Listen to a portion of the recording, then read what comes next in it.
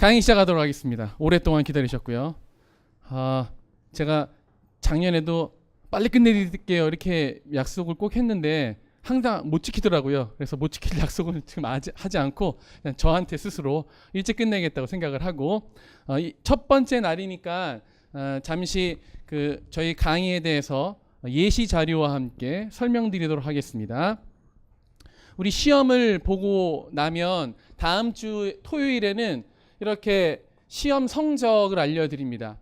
그래서 저희가 사용하는 엑셀 자료인데 각 문항당 평균하고 다음에 영어학 점수 자기의 점수, 그다음에 평균 점수, 영교 평균 점수, 일형 문학 평균 점수에서 총점 평균까지 하고 다 보여드리지 않고 1등부터 10등까지 직강과 인강을 가리지 않고 카페에도 공개하고 여러분한테도 알려드립니다. 그다음에 평균하고 최고 득점자를 하니까 내 점수는 시험지를 다음 주에 드리잖아요.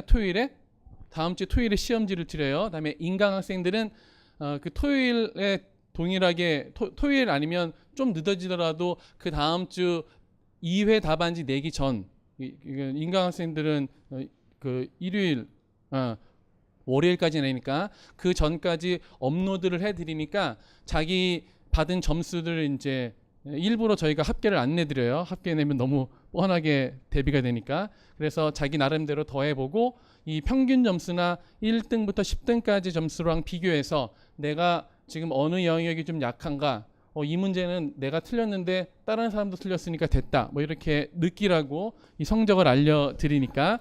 그리고 개별적으로 자신의 진짜 석차라든지 그런 것들을 알고 싶으시면 저희한테 오시면 되는데, 저희가 라이팅 세미나를 화요일에 이제 하죠.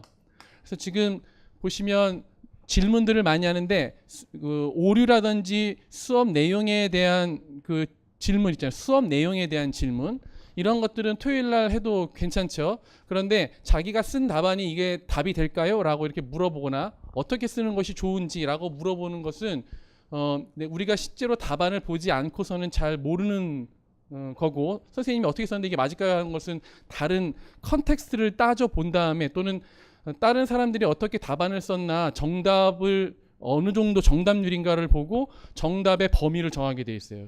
제가 이제 2010년에 직접 그 우리 중등 영어 채점에 들어갔었는데 채점이 물채점이 될 수도 있고 다음에 칼채점이 될 수도 있는데, 그것은 샘플링을 100개를 잡아가지고 정답률이 60% 이상이 나오면 그대로 현재 있는 기준으로 채점을 하고, 정답률이 40% 이하가 나오면 정답 키워드가 될 것을 좀 더 늘려서 하자, 이런 식으로 나오거든요. 꽈락을 방지하기 위해서. 그래서 저희도 그렇게 합니다. 저도 이제 오늘 공교롭게도 1번부터 10번까지 있는 선생님들은 제가 그 첫 번째 문제부터 제가 영역에 있는 7문제까지 다 풀어보면서 대충 정답이 이렇게 나왔구나, 이런 식으로 채점하면 되겠다. 원래 기준은 그 보충 자료 해설지에 있지만 정답 범위를 여기까지 좀 넓혀야겠네, 내가 생각하지 못했던 거를 얘기했네, 이런 것들은 정답 범위에 더 들어간다는 거죠. 그런 것들은 나중에 얘기하기 때문에 화요일 날 오시면 프리하게 선생님들하고 면담할 수 있는 시간을 갖게 되고, 또 한 3주차 지나서는 이제 추이가 보이잖아요.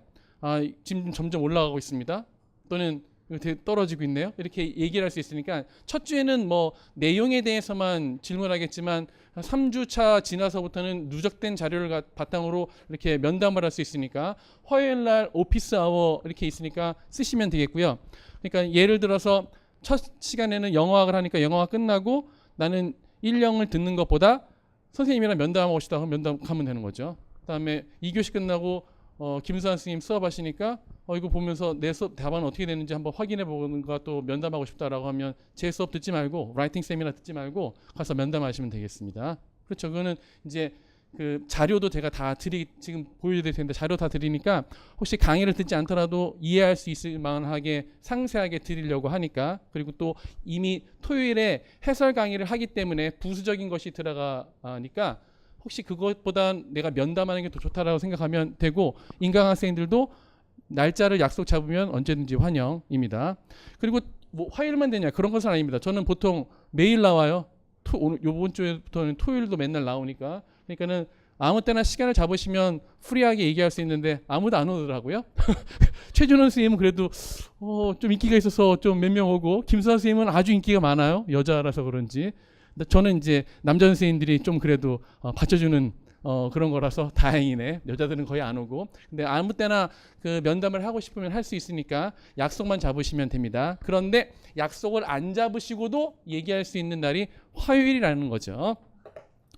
저는 그 교수가 아니라 강사니까 교수는 자기가 원하지 않는 시간에 오지 않으면 상대를 안 해주잖아요. 근데 강사는 그러면 안 된다고 생각하거든요. 서비스니까. 그래가지고 원하면 다 하니까 feel free 하시기 바랍니다. 다음, 그러면 화요일에는 어떤 거를 하냐면 지금 보시는 대로 보충 해설지에 답안하고 다음에 보충 자료가 있으니까 그건 말고 지금 작년에 이제 제가 썼던 그 루브릭인데 왼쪽에는 정답 키워드가 있고 오른쪽에는 X표 친 거 있잖아요. X표 친 거가 오답으로 나왔던 거.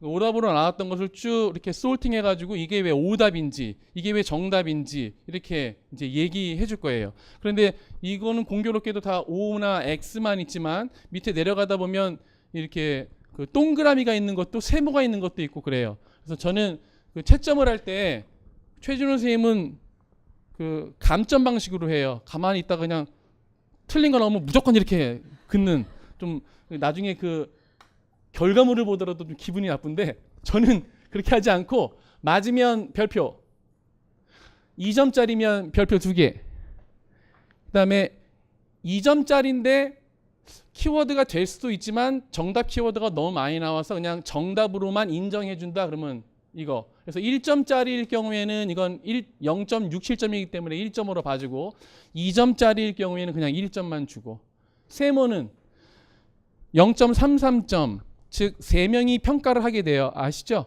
교육과정 평가원에 들어가게 되면 3명이 평가를 해가지고 1점 배점에서 A라는 사람이 1점을 주고 B라는 사람이 0점을 주고 C라는 사람이 0점을 주면 이 사람은 0.33점을 받게 돼 있거든요. 근데 저는 저 혼자 채점을 하기 때문에 이런 경우에는 그냥 0점으로 처리하기 위해서 근데 이제 틀린 것은 아니니까, 틀린 것보다는 세모가 그래도 한 명 정도는 설득할 수 있을 것 같아요 라고 이게 시그널을 주는 거죠. 그러니까 너무 실망하지 말라고.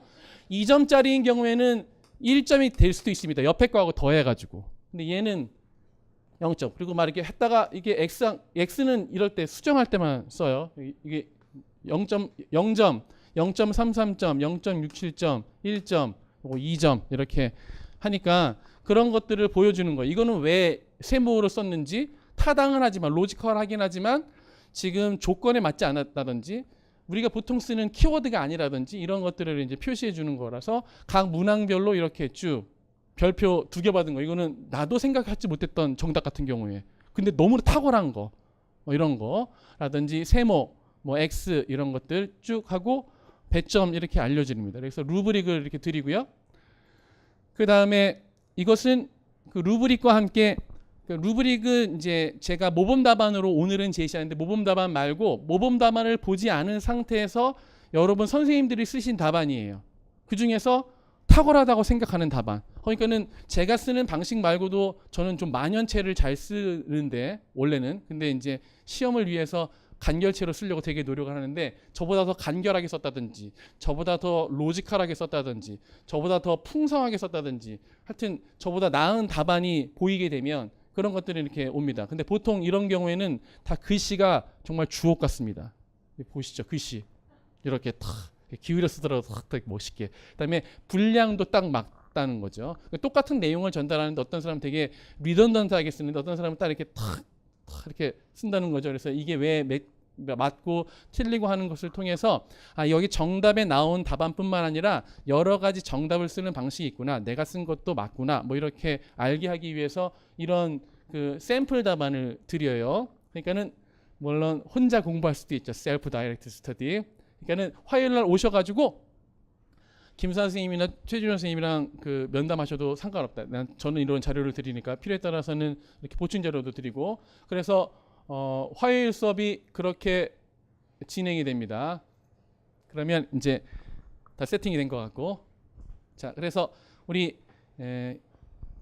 오늘 봤던 모의고사를 해설을 하도록 하겠습니다. 그리고 참고로 그 매주 문항 번호가 바뀌게 돼 있어요. 영역이 이렇게 있지 않고 오늘 시험은 2018학년도 시험 문제의 영역별 시험 문제 순서대로 2018년도 1번이 영어 교육학이었거든요.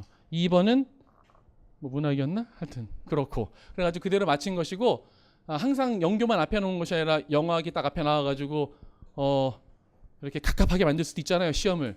그래가지고 그것도 한번 연습해 보려고 이렇게 계속해서 바꾸니까 그런 것들은 참고하시기 바랍니다.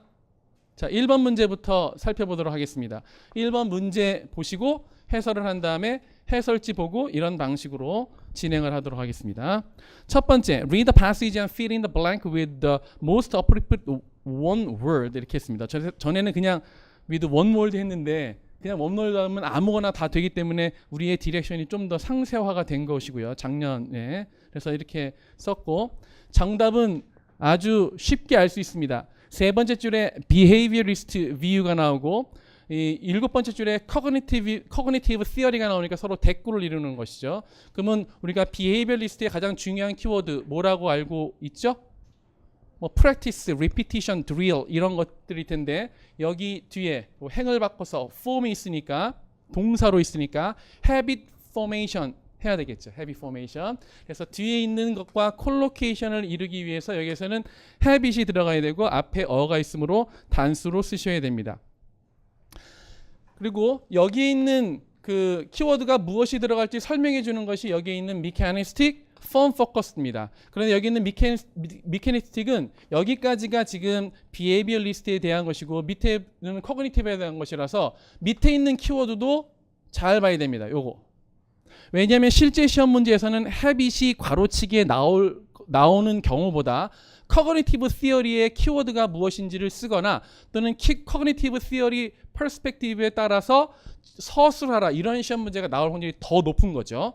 지금 모의고사니까 behavioralistic 나오는 거지 실제로는 cognitive나 그 constructivist가 나올 확률이 높은 거잖아요.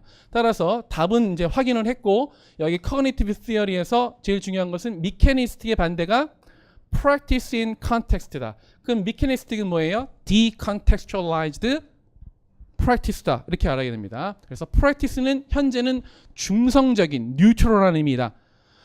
meaningful practice라고 하든지 또는 practice in natural context 이런 것들을 집어넣어서 cognitive theory의 중요한 키워드를 만든다. 이렇게 보시면 되겠습니다. 그런데 중요한 것은 practice라고 하는 것은 결과물입니까? 과정입니까? 과정. 드릴은요. 과정이죠. 드릴은 수업 방법이니까. 수업을 마치고 나면 나한테 남는 결과물이 뭐라는 거예요? habit. 그래서 여기는 드릴 같은 거나 repetition 같은 것들은 답이 안 됩니다. 그래서 패턴이라든지 rule, drilling, drill, repetition 쓴 사람은 다 오답 처리했고요. 안타까운 것은 habit은 알았는데 habitation 또는 habitualization 이런 단어를 만드셨는데 어와 서로 신태그매틱하지 않습니다. 다 오답 처리했고 다음에 여기 오 다음에 지금 formed가 동사형이니까 명사가 와야 되는 것을 분명히 아셨을 텐데 patterned, correct, declarative, prefabricated라는 동사를 쓰셨는데 이거 이러시면 안 되죠. 우리 자 다음부터 조심하시기 바랍니다.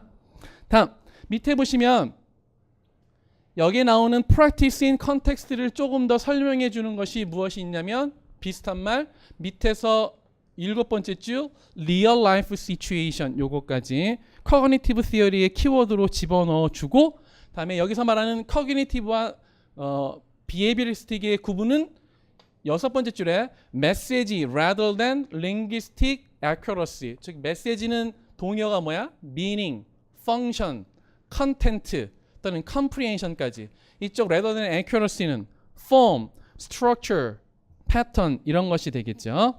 다음에 여기에 덧붙여서 여기에 맨 끝에 using learning이 있습니다.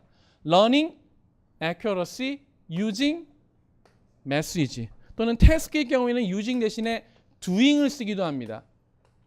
또는 learning 대신에 about을 쓰기도 해요. 이거 되게 중요해요. 언어에 대해서 배우는 것이 아니라 언어를 가지고 사용한다 이런 식으로 많이 하거든요.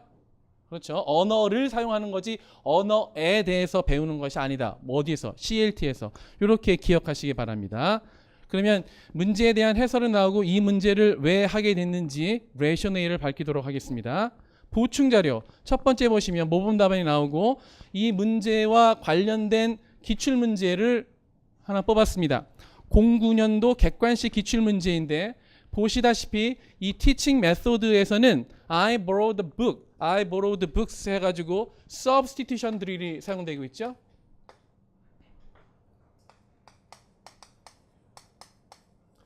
substitution drill이 사용되고 있습니다. 근데 밑에 맞는 답안은 B와 D와 E인데 B와 D와 E인데 그거를 확인하는 것은 이미 오류걸 했으니까 그게 중요한 것이 아니라 A번이 왜 틀렸냐면 Dialogue centers on communicative functions and not normally memorized. 여기에서 이 문장이 틀린 이유는 다 틀렸다가 아니라 이 communicative function 때문이죠. 왜냐면 function은 form meaning function 가운데서 이분법을 하자면 meaning 쪽에 가까운 거니까 얘 때문에 틀린 겁니다. 그러면 얘는 틀렸으니까 나머지 것들은 위에서 말하는 오디오 링골 메소드 또는 behavioristic view의 중요한 키워드라는 겁니다. 이게 되게 중요해요. 그래서 다이얼로그 요거 되게 중요합니다. 다이얼로그 우리가 다이얼로그 하면 언뜻 meaningful한 컨텍스트라고 생각하는데 실제로 그렇지 않습니다. 오디오 링골 메소드에서는 문장 단위로 가르치는 GTM에 반대해서 다이얼로그 안에서 문장을 제시하려고 다이얼로그를 썼는데 이게 되게 자기적입니다. artificial하다는 거예요. 그렇죠? unnatural하다는 겁니다. 다이얼로그를 아예 안 쓴 것이 아니라 저 다이얼로그가 decontextualize 되고 되게 idealize 된 것이 문제다. 이렇게 꼭 기억해야 되고 그러면 위에 나오는 오디오 링걸 메소드의 중요 키워드는 메모리, 메모라이제이션 요것도 될 수 있겠다. 기억하시고 여기서 보는 것처럼 아까 practice 나왔죠. 패턴 이런 것들은 다 through니까 과정이 되는 것이다. 결과물이 아니다. 그리고 오디오 링걸 메소드의 반대되는 키워드가 컨텐트와 미닝이기 때문에 또는 인터레스트이기 때문에 틀린 것입니다. 그래서 다이얼로그는 다 인터레스트하다 이렇게 쓰면 됩니까? 안 됩니까? 안 됩니다. 그런데 컨버세이션은 되게 어센틱하다 이런 말 쓸 수 있습니까? 없습니까? 그건 됩니다. 왜냐하면 컨버세이션 어널리시스가 있으니까 프래그매틱스가 있으니까. 그런데 다이얼로그 어널리시스라는 것은 없습니다. 그렇죠? 커노테이션이 다르다는 겁니다. 그래서 다이얼로그는 쓸 때 조심해야 된다는 거. CLT의 보조적인 키워드로 쓰기에는 부적절한 단어입니다. 다음 맨 밑에 거 explicit grammatical explanation is generally kept to a medium. 그러니까 grammatical explanation은 이쪽 오디오 링걸 메소드의 주요 키워드라는 겁니까? 아닌 겁니까? 아니라는 거죠. 왜냐하면 얘는 GTM에 대한 설명이기 때문에. 그래서 딱 얼핏 생각하기에 이거 문법을 중시하는 거니까 문법 설명 많이 하겠네 라고 오해를 하면 안 되겠다. 그래서 이 문제에서 보시다시피 여기에 보면 habit이라는 단어가 D번에 이렇게 나왔습니다.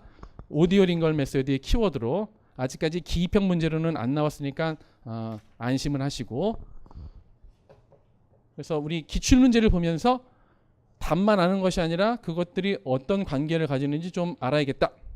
3번 문제로 가겠습니다. 3번 문제.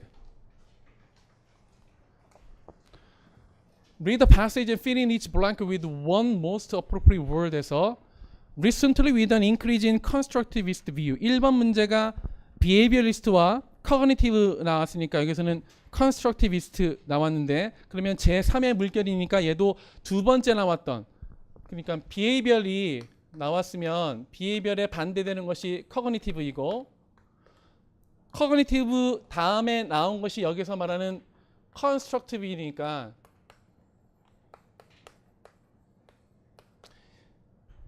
얘도 cognitive에 비해서 많이 차이가 있느냐? 그렇지 않죠. 이 셋을 둘로 구분하자면 이렇게 구분되는 것이 아니라 이렇게 구분됩니다. 그 얘기가 어디 나오냐면 여기 나옵니다. 이 shift가 not so much away from the generative cognitive side, 즉 behavioralist의 대항에서 나온 cognitive하고 그리 큰 차이는 아니라 방점이 어디 있느냐의 차이. 방점이 뭐냐면 move more deeply into the essence of language. 여기서 essence of language는 뭐라고 할 수 있죠? 우리가 언어를 사용 왜 해죠? 시험에 맞추려고가 아니라 어떤 목적을 수행하기 위해서. 그래서 여기서 펑션 얘기하는 겁니다. 현대적인 관점의 언어 이해인 거죠. 그러면 1번 넘어가서 2번 답을 풀기 위해서 2번에 뭐라고 써 있냐면 Moreover, the generative rules that were proposed under the nativist view. 우리가 보통 네이티비스트 하면 코그니티비스트의 하나니까 되게 커그니티브, 즉 의미를 되게 생각했을 것 같은데 실제로는 그렇지 않습니다. 누구? 참스키. 참스키는 마인드의 존재에 대해서 그리 긍정적이지 않았어요. 마인드라고 하는 것은 뭐가 있는 것이에요? 인텔렉트가 있는 것인데 인텔렉트와 랭귀지 애퀴션 디바이스는 서로 분리된 거라고 생각했어요. 그래서 삐아제라는 사람은 인지 발달을 하면서 언어 발달도 되는 것이다. 그래서 되게 하나의 요소로 봤는데 참스키는 그런 거 아니다. 왜냐하면 지능이 낮은 사람도 언어를 배우니까 언어라고 하는 것은 지능과 다른 곳이 있다. 랭귀지 애퀴션 디바이스라는 거죠. 근데 거기는 뭘로 이루어졌냐? 신텍스로 이루어졌다 생각한 거예요. Deep structure and surface structure. 그 사람은 스트럭처란 말을 했잖아. 여기서 말하는 네이티비스트들은 우리가 얼핏 생각하기 커그니티브니까 되게 미닝을 초점 준다고 생각할지 모르지만 제너러티브 커그니티비스트는 이 뭘 중시했다? 룰을 중시했다. 룰. 이거 꼭 기억해야 됩니다. 이 사람 말고 나머지 커그니티비스트가 이 멘탈 프로세스를 강조했던 거죠. 따라서 rules were proposed under the nativist framework or abstract. 근데 되게 뭐예요? 머릿속에 있는 것이니까 눈에 보이지 않는 거니까 되게 formal하고 abstract하고 explicit하고 quite logical 하다 이 말이지. 그래서 dealt specifically with the, 그러니까 룰과 거의 비슷한 키워드가 나와야 된다는 거죠. 여기까지는 여러 가지가 될 수 있습니다. 뭐 pattern, structure 또는 룰과 관련된 뭐 regularity 이런 것도 다 가능한데 이것이 낫이니까 아 얘네들은 대꾸를 이루구나. 그러면 시험에 쉽게 쓸 수 있겠다. 근데 얘는 meaning은 아니죠. meaning의 deeper level이니까 그러니까 meaning과 관련된 키워드가 나와야겠다라고 아 지금 여기에 만약에 fluency라면 여기 accuracy 여기에 content라면 여기는 form 이 정도로 감이 오는 거죠. 그런데 이거에 대한 설명을 example이 나왔습니다. example of 무슨 language, morphemes, words, sentences and rules 했으니까 이거는 language unit 또는 language form이라고 합니다. 여러 가지가 답이 될 수 있는데 여기에서 결정적으로 나오죠. 2번이란 무엇이냐? 형용사 지나서 명사, purpose. 펑션을 맨 처음에 정의한 사람이 마이클 할러데이인데 마이클 할러데이는 펑션을 뭐라고 정의했죠? purposive nature. 펄포즈라고 했습니다. 인간이 왜 언어를 사용하느냐? 인간의 기능이 무엇이냐? 펄포즈. 따라서 이것 때문에 얘는 펑션이 됩니다. 근데 얘도 s가 붙었고 뒤에 r가 있기 때문에 당연히 s를 써야 되고 s를 쓰지 않으면 애석하게도 다 오답 처리. 실제로 그렇게 오답 처리합니다. 여러분도 학교 가시면 다 그렇게 하실 거니까. 얘가 펑션이기 때문에 여기가 펑션이죠. 그러니까 대꾸를 이어서 여기도 펑션지죠. 그러니까 여기도 복수가 왔을 거라고 생각할 수 있습니다. 그런데 항상 그런 건 아니죠. 대체로 그런 거죠. 여기가 단수하고 복수하고 이렇게 대꾸를 이루는 경우도 있잖아요. 그래서 여기는 그 meaning, 펑션과 다른 단어인 form을 쓰는데 원래 원문에는 forms라고 나와 있지만 form이라고 써도 정답 처리 이렇게 하도록 하겠습니다. 그러면 여기는 요 examples 때문에 form이라고 써도 틀린 문장은 아닙니다. 틀린 문장은 아니죠. 왜냐하면 여기 뒤에 복수가 오기인데 이 복수가 이것에 대한 것이 아니라 여기에 대한 것이니까. 그런데 사실은 복수를 써주는 게 맞는 것이 맨 밑에 또 1번이 나오는데 여기 더를 썼잖아요. 더를 썼다는 것은 그 전에 있던 명사라는 의미이죠. 보통 그 문장 내에서 또는 바로 전 문장에서. 그러니까 여기에 있는 것이 여기에 나온다고 얘기할 수 있겠죠. 그런데 이 대꾸가 보통 펑션지가 나오니까 forms 쓰는 것이 더 적절하지 않나라는 생각이 드는데 근데 다 form으로서도 이 examples 때문에 복수를 꼭 지켜야 될 일이 없기 때문에 맞다고 했습니다. 그래서 forms도 맞고 form도 맞고 structures도 맞고 이번에는 functions도 맞고 function은 틀리고 다른 답으로 competence, performance 또는 segmental, suprasegmental, cohesion, coherence 다음에 거꾸로 쓰신 분도 있어요. function과 form 번호를 잘 보셔야 되는데 knowledge와 use 다 오답 처리했고요. 정말 안 되는 거 한 단어 쓰라고 했는데 deep structure, surface structure 두 단어 쓰면 어떻게 합니까? 그건 안 됩니다. 다음에 self regulation, other regulation을 하이픈 없이 두 단어로 쓰는 거. 이거는 뭐 보지도 않고 오답 처리니까 그런 답안은 자중해 주세요. 다음 pragmatics라고 펑션 대신에 쓴 사람이 있는데 0.5점 드렸습니다. 저는 그렇게 칼 같은 사람이 아니니까. 자, 그래서 보충 자료를 보시면 답이 있고 이 문제에 관련된 기출 문제를 보도록 하겠습니다. 이 페이지에 이 폼과 펑션이 실제 기출 문제에서도 그렇게 서로 대꾸를 이루면서 이 accuracy와 fluency만큼 중요한 키워드이냐 이렇게 나오는데 위에 이제 문제는 알아서 읽어보시고 B번의 예시 10년도 객관식 기출인데 여기에서 보면 이게 맞는 답인데 The first stage focus on function과 form이 항상 form과 meaning뿐만 아니라 form과 function이 대꾸를 이뤄서 이렇게 나온다 라고 하는 거 기억하도록 하시고요. 다음에 D번에 보시면 The lesson is sequenced from a controlled speaking activity to a free speaking 해가지고 이 D번이 나타내는 것이 P거든요. 전형적인. 근데 위에서는 맨 처음에 뭘 하냐면 1번에 두 번째 줄에 act out a conversation에서 롤플레이를 해요. 그러니까는 이게 틀린 진술이 되고요. 다음에 맨 끝에 2번도 좀 중요한데 student are given opportunities to develop language accuracy. accuracy가 이 form과 관련된 것인데 여기에서 보면 학생들로 하여금 피드백 주고 연습하고 하니까 맞는 거죠. 그래서 이 문제 뿐만 아니라 뒤에 문제도 그런데 이 문제를 가기 앞서서 하나 더 생각할 것은 우리가 롤플레이를 설명하라고 그러면 롤플레이 어떻게 설명합니까? In the role play, student play their role 하면 그걸 뭐라고 그러죠? 터털러지라고 합니다. 동어 반복. 그러니까 그렇게 쓰지 말고 그러면 우리 기출문제에서 어떻게 얘기하는지 여기 애프터 롤플레이라고 써 있잖아. 2번에. 롤플레이라고 나와서 롤플레이에 대해서 조금 더 써주는 게 낫겠다. 롤플레이에 대해서 뭐 이렇게 explain하라고 이렇게 혹시 나오게 된다면 이걸 쓰십시오. Act out a conversation in groups. 이게 교육과정 평가원에서 말하는 롤플레이의 가장 좋은 진술이다. 요런 거 건지려고 기출문제 보는 거죠. 답을 알려고 하는 것이 아니라 답은 여러분이 더 잘하잖아요. 그거 제일 무서운 사람이 그거 몇 년도 몇 번 문제였는데 이렇게 얘기하시는 분 저는 그렇게까지는 못하거든요.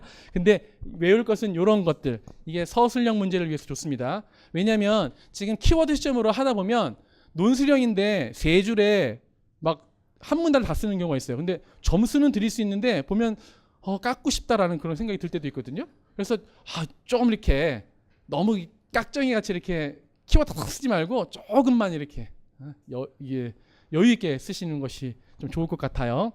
다음 3페이지 보시면 이번에는 2010년도 객관식 기출문제인데 되게 유명한 그라마 파트에서 나온 가든 패스 스트래터지. 가든 패스 스트래터지에 대한 설명을 하면서 2번이 정답이었죠. over generalization, commit an error. 근데 그게 중요한 것이 아니라 1번이 오답이었는데 the activity is designed to map form onto function. 그러면 form, function 또는 form meaning 매핑이 이루어졌다는 건데 가든 패스 스트래터지는 펑션에 대해서나 meaning에 대해서는 별로 생각하지 않고 오로지 form에 대해서만 얘기하므로 틀렸습니다. 그래서 form은 맞는데 펑션이 틀렸기 때문에 틀리다. 근데 이렇게 form과 펑션이 짝으로 나오더라.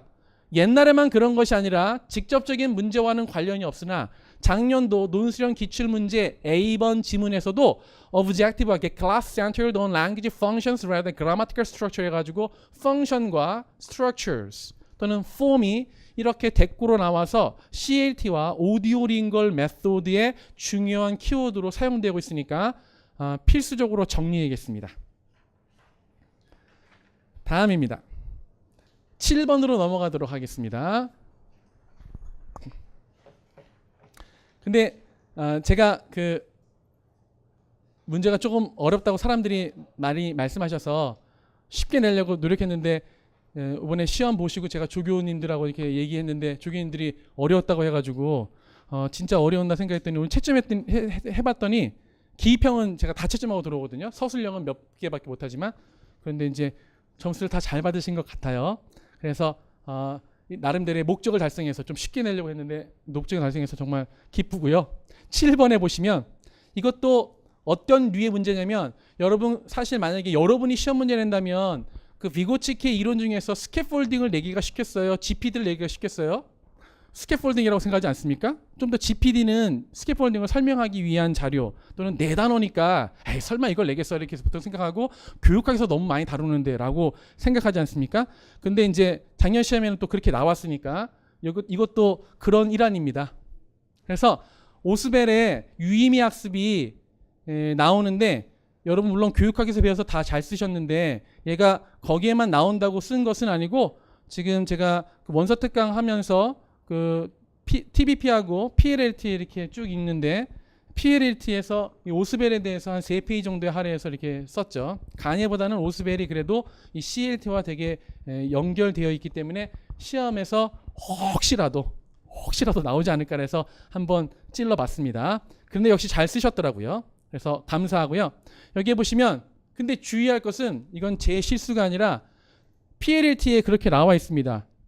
PLLT 83쪽에 보시면 6판. 맨 처음에는 이 사람이 주장하는 것이 유의미 학습이에요? 기계적 학습이에요? 유의미 학습이죠. 그래서 유의미 학습은 뭐랑 비교했을 때 기계적 학습이랑 비교했을 때 주가 된다라고 주어를 meaningful learning이라고 쓴 다음에 그 다음에 설명을 하면서는 뭐라고 했냐면 그런데 그 대조할 미케니컬이 아니라 그 기계적 학습 로트 러닝이라고 하는 것은 옛날 방식이었고 뭐 디스크리트하고 렐러티브리 아이솔레이트한 거니까 디컨텍스츄얼라이즈 했다는 거죠. 그러니까 얘는 안 좋은 것이었는데 현대적으로는 이것과 반대로 얘를 대조하면 얘를 더 잘 알 수 있다고 했으니까 meaningful learning을 나중에 설명한다는 거죠. 그래가지고 1가 아니라 1, 2, 1이었어요. 바꿔 쓰신 분이 꽤 많아요. 10명 정도도 넘어요. 조심하셔야 돼요. 아셨죠? 그러니까는 제가 이렇게 요건 몰랐지, 요거 번호 바꿔놨어 이렇게 낸 게 아니라 그 PLLT 저자인 브라운이 그렇게 써온 거를 그대로 했단 말이지. 그러니까는 내 잘못이 아니야. 미국 사람이 그렇게 써. 그러니까는 우리도 그거에 대비해서 그 바꿔 쓴 거 아예 모르는 단어면 깨끗하게 잊을 수가 있잖아요. 근데 바꿔 쓰면 평생 한으로 남죠. 그렇죠? 그리고 이건 2점인 것인데 조심하도록 하십시오. 다음에 기계적 학습을 이제 딱 생각해서 제가 이거 김수아 선생님한테 한번 물어봤거든요. 오스벨이라는 사람이 있는데 유의미 학습하고 기계적 학습이 있어. 기계적 학습 뭐라고 할 것 같아? 그랬더니 딱 미케니컬? 이렇게 얘기하더라고요. 일반 영어식으로. 그래가지고 아닌데 로트러닝. 그래 로트 그게 더 낫겠다 이렇게 얘기하시더라고요. 그래가지고 틀렸다고 이렇게 말씀해 주더니 저한테 이제 어저께 1번 문제 있잖아요. 세이프티. 이거 맞출 수 있어? 저한테 이렇게 물어보는 거예요. 그래서 제가 딱 풀면서 이제 저는 맞췄죠. 미케니컬은 틀립니다. 이런 문제가 나왔을 때 구글링을 해봅니다. 구글링을 해보면 미케니컬은 108,000 프리퀀시가 나오는데 로트러닝은 71만 4천. 10배 이상 차이 나면 무조건 오답 처리합니다.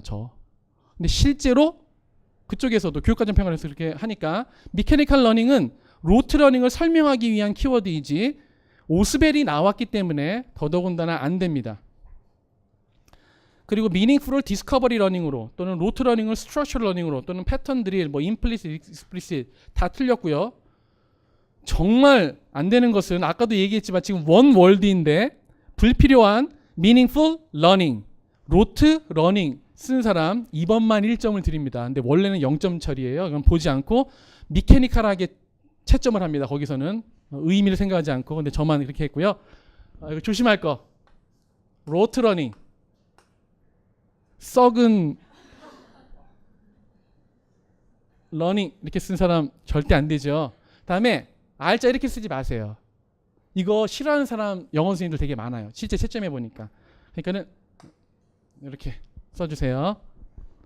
나중을 위해서. 설명 안 해도 되겠습니다. 위에는 이제 오디오인 거니까. 자, 그러면 이런 meaningful learning 또는 로트 러닝도 실제 우리 기출문제에 나왔었느냐? 딱 한 건 나왔습니다. 2011년 객관식 기출문제 지금 4페이지 보시면 Teacher A와 Teacher B에 대해서 나오는데요.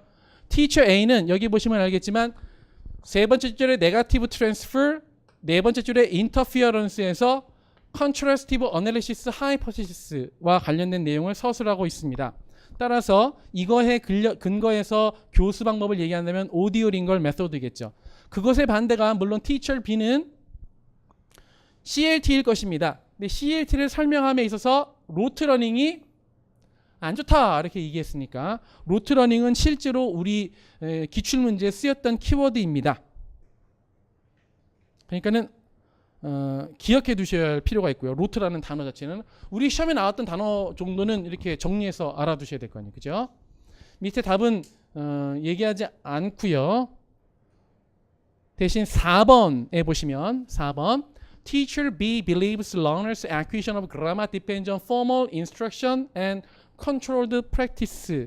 요게 로트 러닝에 대한 설명이다. 왜냐면 오답 보기니까 지금 맞는 진술을 고르라고 했는데 B에서 이런 진술을 했기 때문에 not 로트 러닝인데 이렇게 쓰겠으니까 요것은 로트 러닝에 맞는 키워드라는 거죠. 네, 그렇게 아시면 되겠고요.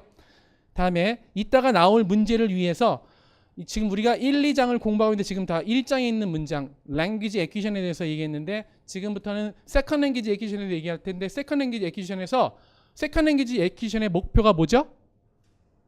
acquisition이에요. 근데 그거를 써야 될 때가 있어요. 이렇게 그 조미료로. 그때 이걸 꼭 쓰십시오. facilitate라는 단어를. This activity 또는 this technique, this input will facilitate the student acquisition 또는 facilitate 또는 help student acquire the target language form, target structure 또는 target form 이렇게 적으시면 input hypothesis나 interaction hypothesis와 관련된 내용에서 아주 잘 쓰이는 첨가물이 될 것 같습니다. 그 다음 10번 문제를 위해는 10번이나 B형의 5번 문제를 위해서도 한번 B형의 8번 문제를 위해서도 자 그러면 다음 문제로 넘어가겠습니다. 10번 문제로 가죠. 10번 문제 시험지 5면에 있습니다. 자, 쉽게 내기 위해서 메인 아이디어 찾는 문제를 냈는데 메인 아이디어가 생각만큼 그렇게 쉽지는 않습니다. 쉬운 것만 내지 않았겠죠. 근데 일단 전체적으로 배경 지식을 알고 있으면 되게 쉬워지는 것이 일단은 밑에 여기 괄호 안에 이제 뭐가 들어갈까 이렇게 생각하는 거죠. 생각할 때 여기에서 힌트가 되는 것은 일단 일형적으로 해서 여기에 보면 밑에서 6번째 줄에 Felch and Casper offer a similar view가 나옵니다. Similar view. Similar view라는 것은 위에서 얘기했던 리차드 슈미트가 뭘 얘기했는지를 알면 되겠죠. 근데 리차드 슈미트의 가장 중요한 핵심은 뭘 얘기했는지 모르지만 요게 핵심입니다. Does not match. 그러니까 미스매치가 있다는 거죠. 동일하는 것입니다. 여기서도 뭐와 뭐 사이에 미스매치가 있다는 예형이다. 그럼 미스매치를 나타내는 가장 좋은 교육학 키워드는 무엇이냐? 갭인 것이죠. Noticing the gap. 그렇죠? 그래서 갭이라는 단어를 되게 많은 분들이 잘 쓰셨습니다. 그런데 다른 것도 정답이 되는데 그것은 메인 아이디어를 찾기 위한 설명에서 한번 가보도록 하겠습니다. 첫 번째 줄 읽으시면 A stronger criticism of input hypothesis. 이미 이 전체 내용이 뭐에 대한 것이라는 것을 이렇게 운이 띄웠습니다. 뭐래요? input hypothesis는 비난받아야 된대요. 그죠?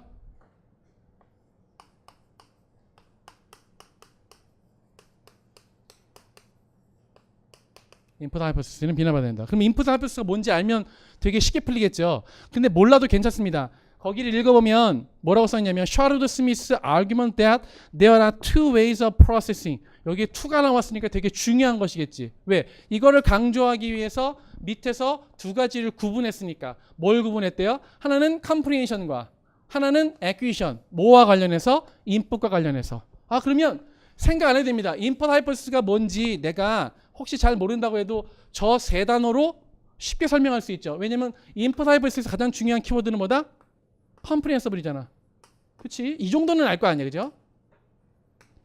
input hypothesis의 가장 중요한 핵심은 input이 comprehensible 할 때 input이 컴프레hensible 하기만 한다면 이것이 전부 다 뭐가 된다? 에퀴션이 된다는 거죠. 그렇죠? 그러니까 이 사람은 인풋이 이렇게 있으면 이 안에 컴프레hensible이 따로 있다는 겁니다. 그렇죠? 인풋 안에서 컴프레hensible 인풋만이 에퀴션을 주면 된다는 거. 그럼 이거의 반대는 두 가지가 있습니다. 크게 거시적으로 인풋의 반대말이 뭐지? 하면 우리 아들도 알 수 있을 것 같아요. 인의 반대가 뭐냐? 그러면 아웃. 제 아들은 5학년, 초등학교 5학년. 그래가지고 인풋과 관련된 인풋 하이포시스의 가장 대표적인 반대는 아웃풋 하이포시스입니다. 뭐예요? 얘는 인풋만 하면 뭐든지 다 해결돼. 이 에퀴션이라는 것은 이해를 할 뿐만 아니라 말도 할 수 있는 거니까. 인풋만 하면 말까지 다 된다는 것인데 여기서는요. 인풋 말고 아웃풋을 해야 된다가 아웃풋 하이포시스가 아니라 인풋뿐만 아니라 아웃풋도 중요하다. 아웃풋 올소입니다. 이런 내용을 얘기하든지 또는 인풋 중에서 컴프레hensible 인풋만 되는 것이 아니라 또 다른 서브셋이 있어서 이런 조건이 지켜져야지만 여기 앞에 또 다른 뭐가 있어야지 또 다른 어떤 인풋이 컴프레헨서블한 뿐만 아니라 또 다른 뭐가 있어야지 그것이 에퀴션을 이룬다라고 하는 거죠. 그런 설명이 뭐예요? 우리 커그니티브 뷰 뭐야? 인풋이 뭐가 될 때? 노티스가 될 때 컴프리헨션이 되고 장기 기억에 들어가면 인테이크가 된다는 거지. 그 다음에 머릿속에서 통합이 일어나고 그제서야 아웃풋이 된다는 설명을 누가 하고 있는 거죠? 커그니티비스트 뷰가 하고 있는 것입니다. 따라서 인풋, 즉 컴프레hensible 인풋이 다 되는 것이 아니라 그 인풋이 어떻게 된다? 노티스 돼야지. 아, 그런 거구나 라고 알아야지만 된다는 거죠. 그래서 영어 테이프를 계속 틀어놓고 24시간 틀어놓고 있다고 영어가 되느냐? 안 된다는 게 반증이라는 겁니다. 그다음에 이게 중요하다는 거죠. 이거를 가장 강조한 사람이 누구예요? 슈미트라고 하는 사람. 노티싱 하이포시스. 여기서 나온 것은 슈미트 슈미트죠. 여기서 나오는 것은 슈미트가 아니라 샤루드 스미스죠. 샤루드 스미스는 뭘 주장하는 사람이냐면 노티스하기 위해서 인풋 인핸스먼트를 해야 된다고 생각한 사람입니다. 인풋만 주어져서는 절대로 안 되고 영어가 줄줄 나오는 것이 아니라 영어에서 스트레스를 주거나 언더라인 하거나 또는 이탈릭책으로 되거나 해가지고 약간 특이하게 보여야지만 그것이 노티싱이 돼서 이런 하위 요소를 이루게 된다고 설명하는 거죠. 그래서 이런 배경 지식이 있으면 되게 쉬워요. 그럼 뭐라는 거예요? 인풋 하이포시스의 반대를 얘기하겠다. 밑에서는 예시가 나온 것이다. 샤루드 스미스하고 다음에 펠치안 캐스퍼가 나오는데 결국 뭐다? 컴프레hensible 인풋이 에퀴션이 되기 위한 필요 충분 조건이 아니라 뭐야? 필요 조건일 뿐이다. 충분 조건이 아니라 필요 조건이다라는 거죠. 얘가 되기 위해서 뭐예요? 필요 조건인 거죠. 얘는요. 얘가 되기 위해서 충분 조건인 거니까. 그렇죠. 서브셋이라는 겁니다. 그래서 이 크라시는 인풋을 컴프레hensible 하게만 줄줄 얘기하면 된다고 생각했는데 실제로는 그런 것이 아니라 노티싱해야 된다라고 생각했던 겁니다. 그런데 하나만 더 말씀을 드리면 이 사람이 이 노티싱을 위해서 맨 처음부터 인풋 인핸스먼트라는 용어를 사용하진 않았습니다. 뭘 사용했냐면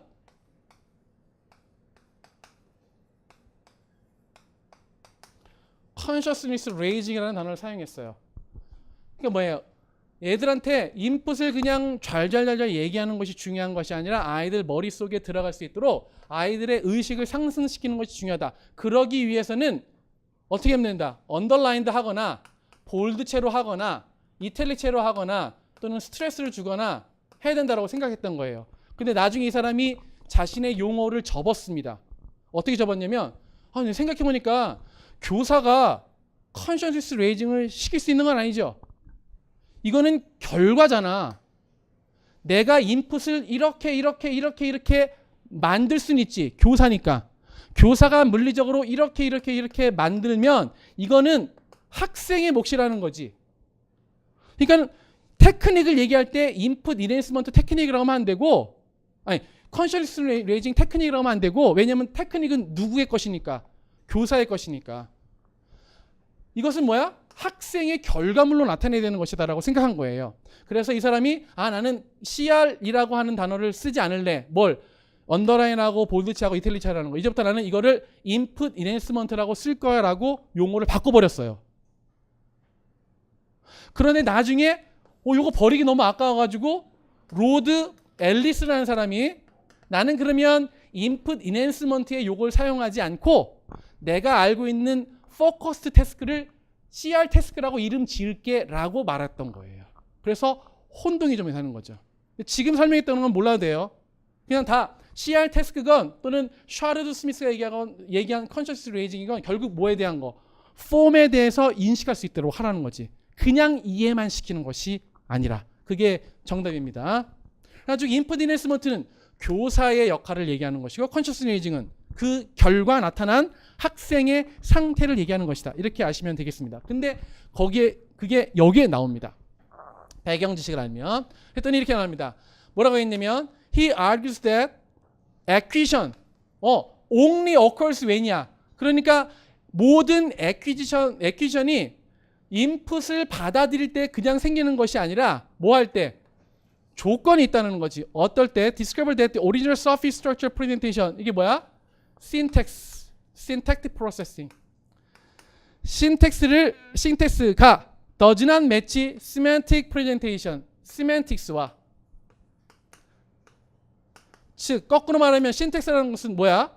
form이 semantics는 meaning과 다르다는 거. 어떻게 해서 이해를 했어? I go there 해가지고 내가 go란 단어도 모르고 there란 단어도 모르는데 선생님이 어디에 가시네? 갔나 보구나 라고 얘기한 거야. 그래서 언어는 이해했어도 그 문장 구조에 대해서 얘기하지 못했다거나 예를 들어서 I have two candies 했는데 뒤에 S를 인식하지 못했어. 근데 선생님이 캔디 2개를 보여줬어. 그다음에 손도 이렇게 해. 그래가지고 원래는 S를 인식하지 못했는데 의미는 알았어. 이게 바로 컴프레hensible 인풋입니다. 말로는 이해를 못하는데 주변 상황으로 또는 잘게 쪼개가지고 설명해 주거나 패러프레이징 해가지고 이해시키는 것을 컴프레hensible 인풋이라고 하는 거예요.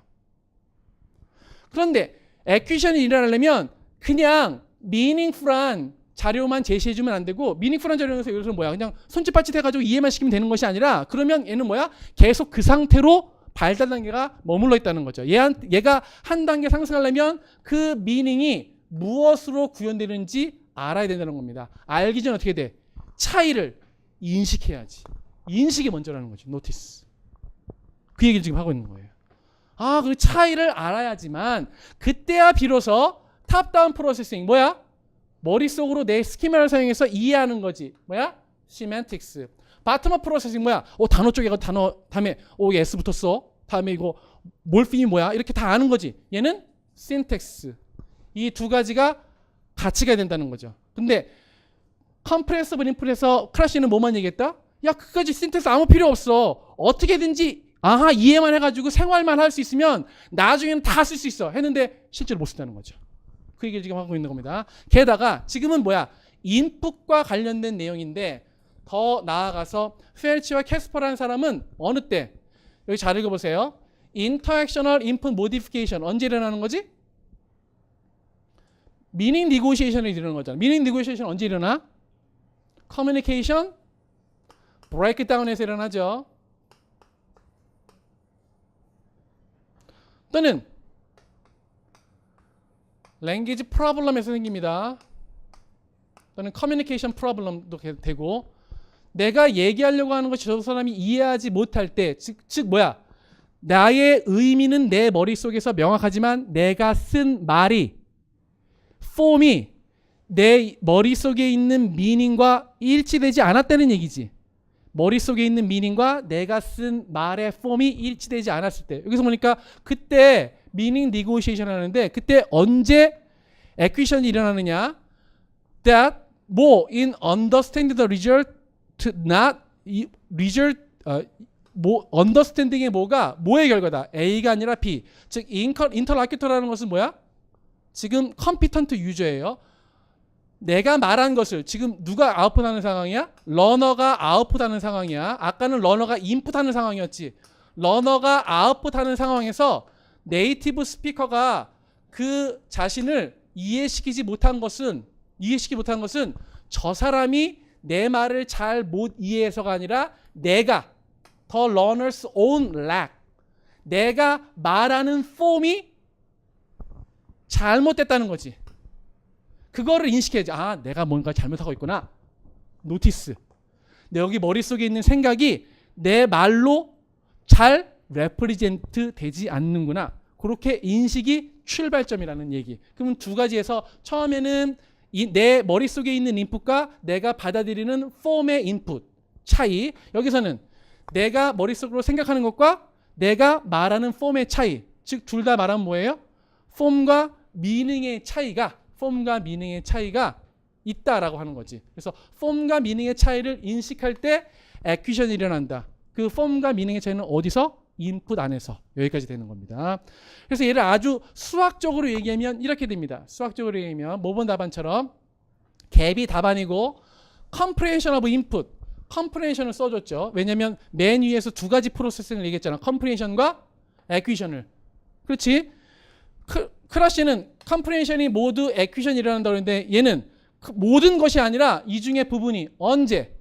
necessarily not sufficient라는 거지. 언제 일어날 수 있다? noticing the gap 할 때. 근데 noticing the gap이 위에서 명확하게 나타난 것이 아니기 때문에 수학적으로 쓰면 이렇게 쓸 수 있다. 즉 comprehensible input 중에서 이쪽 noticing 하는 것 또는 noticing the gap 할 수 있는 것만이 바로 acquisition으로 이루어진다라는 얘기고, 이 내용을 의역을 하면 acquisition은 takes place only when, 이거 꼭 써야 되겠죠. learner가 gap between knowledge는 form이 되겠고 comprehension of input은 meaning이 되겠죠. 이렇게 이 둘의 차이를 인식할 때에만 비로소 acquisition이 일어난다. 어디에서? 인풋을 받아들일 때. 이렇게 쓸 수 있겠습니다. 그래서 이거 상당히 어려운 내용이었고 배경 지식이 있다면 되게 쉽게 쓸 수 있었을 텐데 모르더라도 인풋의 반대가 딱 두 가지. 아웃풋 하이포테시스를 옹호하는 것과 인풋이 완전한 충분 조건이 아니라는 것. 그 두 가지로 거시적인 편, 미시적인 면으로 나타난다는 것을 정리해 두면 되겠습니다. 네, 이렇게 설명을 마치고요. 이것은 좀 이따가 그 B형 8번 문제에서도 또 인풋 하이퍼스가 나오기 때문에 그때 또 한 번 더 정리하도록 하겠습니다. 다음 A형 13번으로 갑니다.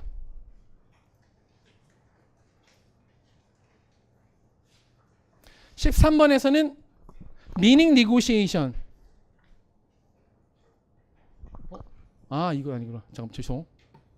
네, 번호를 바꾸는 바람에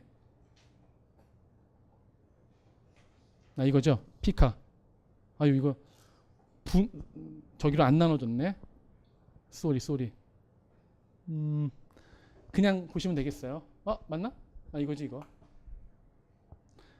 예전 그 파일을 가져와가지고 잠시 당황. 자, 이렇게 원래는 이렇게 줄글로 돼 있었거든요. First, second, third 돼 있었는데 이렇게 하면 사람들이 여기 있는 말들을 막 쓸 것 같아서 이거를 first way, second way, third way를 이렇게 제가 나눈 거예요. 혹시라도 저기 할까봐. 문제 상관없습니다. 그리고 이거 안 했구나.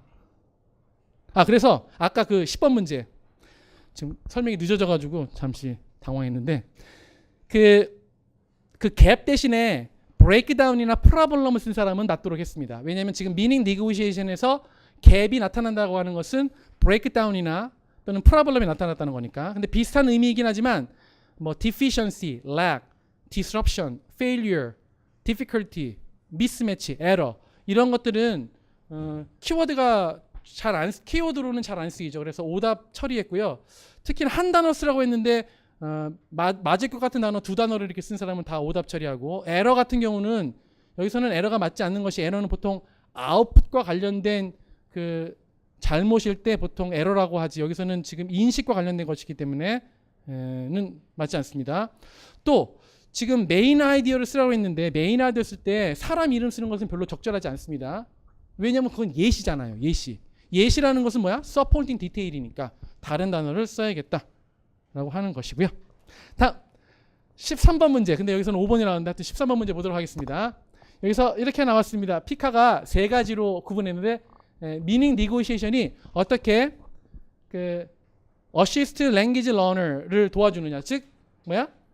facilitate second language acquisition이다, 이렇게 얘기할 수 있겠습니다. 첫 번째는 뭐냐면 they help learners to obtain, 여기서 they라는 것이 지금 meaning negotiation을 얘기하는 거예요. learners to obtain comprehensible input. One way in which they takes place is when the conversational modification that arise through negotiation, breakdown or segment 해가지고 modification과 that 사이가 이렇게 관계대명사로 연결된 것이죠. 동사는 breakdown or segment입니다. 즉 말하자면 첫 번째 방식이라고 하는 거, 어떻게 meaning negotiation이 negotiation of meaning이 acquisition 할 수 있도록 도와주느냐, 크게 세 가지 나눈다. 첫 번째, meaning negotiation을 하다 보면 내가 모르는 입력 자료를 그 사람이 breakdown, 잘게 쪼개거나 구분해 가지고 줌으로써 더 쉬워진다는 거죠. 즉 인풋을 주기 때문에 좋다는 겁니다. 그 인풋은 어떻게 된다는 거지? 맨 처음에는 이해하지 못했으니까 그걸 뭐라고 할 수 있어요? incomprehensible input인 거죠. 그런데 그것이 어떻게 된 거야? 그 말하는 사람이 나한테 쪼개줌으로써 comprehensible 하게 된다는 거지. 쪼개서 줌으로써 너무 길어가지고 이해하지 못했던 것, 또는 너무 복잡해가지고 이해하지 못했던 입력 자료를 이해하게 해준다는 것이 첫 번째 방식. 두 번째 방식은 뭐냐면 second, negotiation provides learners with feedback. 피드백을 준다는 것이구나. 피드백을 주면 내가 몰랐던 거, 에러가 발생했을 때 피드백이 나오잖아요. 그러면 내가 잘못된 것들을 고칠 수 있는 기회가 준다는 거죠. 그렇죠. 이 사람이 뭘 주기 때문에? reformulation을 주기 때문에. 여기 reformulation 단어가 나오잖아요. reformulate. 정확한 행수는 reformulate가 그 second way의 밑에서 두 번째 줄. reformulate라고. 그러니까 피드백을 줌으로써 내가 전에는 알지 못했던 것, 틀렸던 것을 고칠 수 있게 된다는 거지. meaning negotiation에서 input이 comprehensible input이 되고, 피드백을 줌으로써 corrective 할 수 있는 기회를 주고, 세 번째는 the finally라서 혹시 못 쓸까봐 third way로 바꿨지. negotiation prompts learners to adjust, modify their output.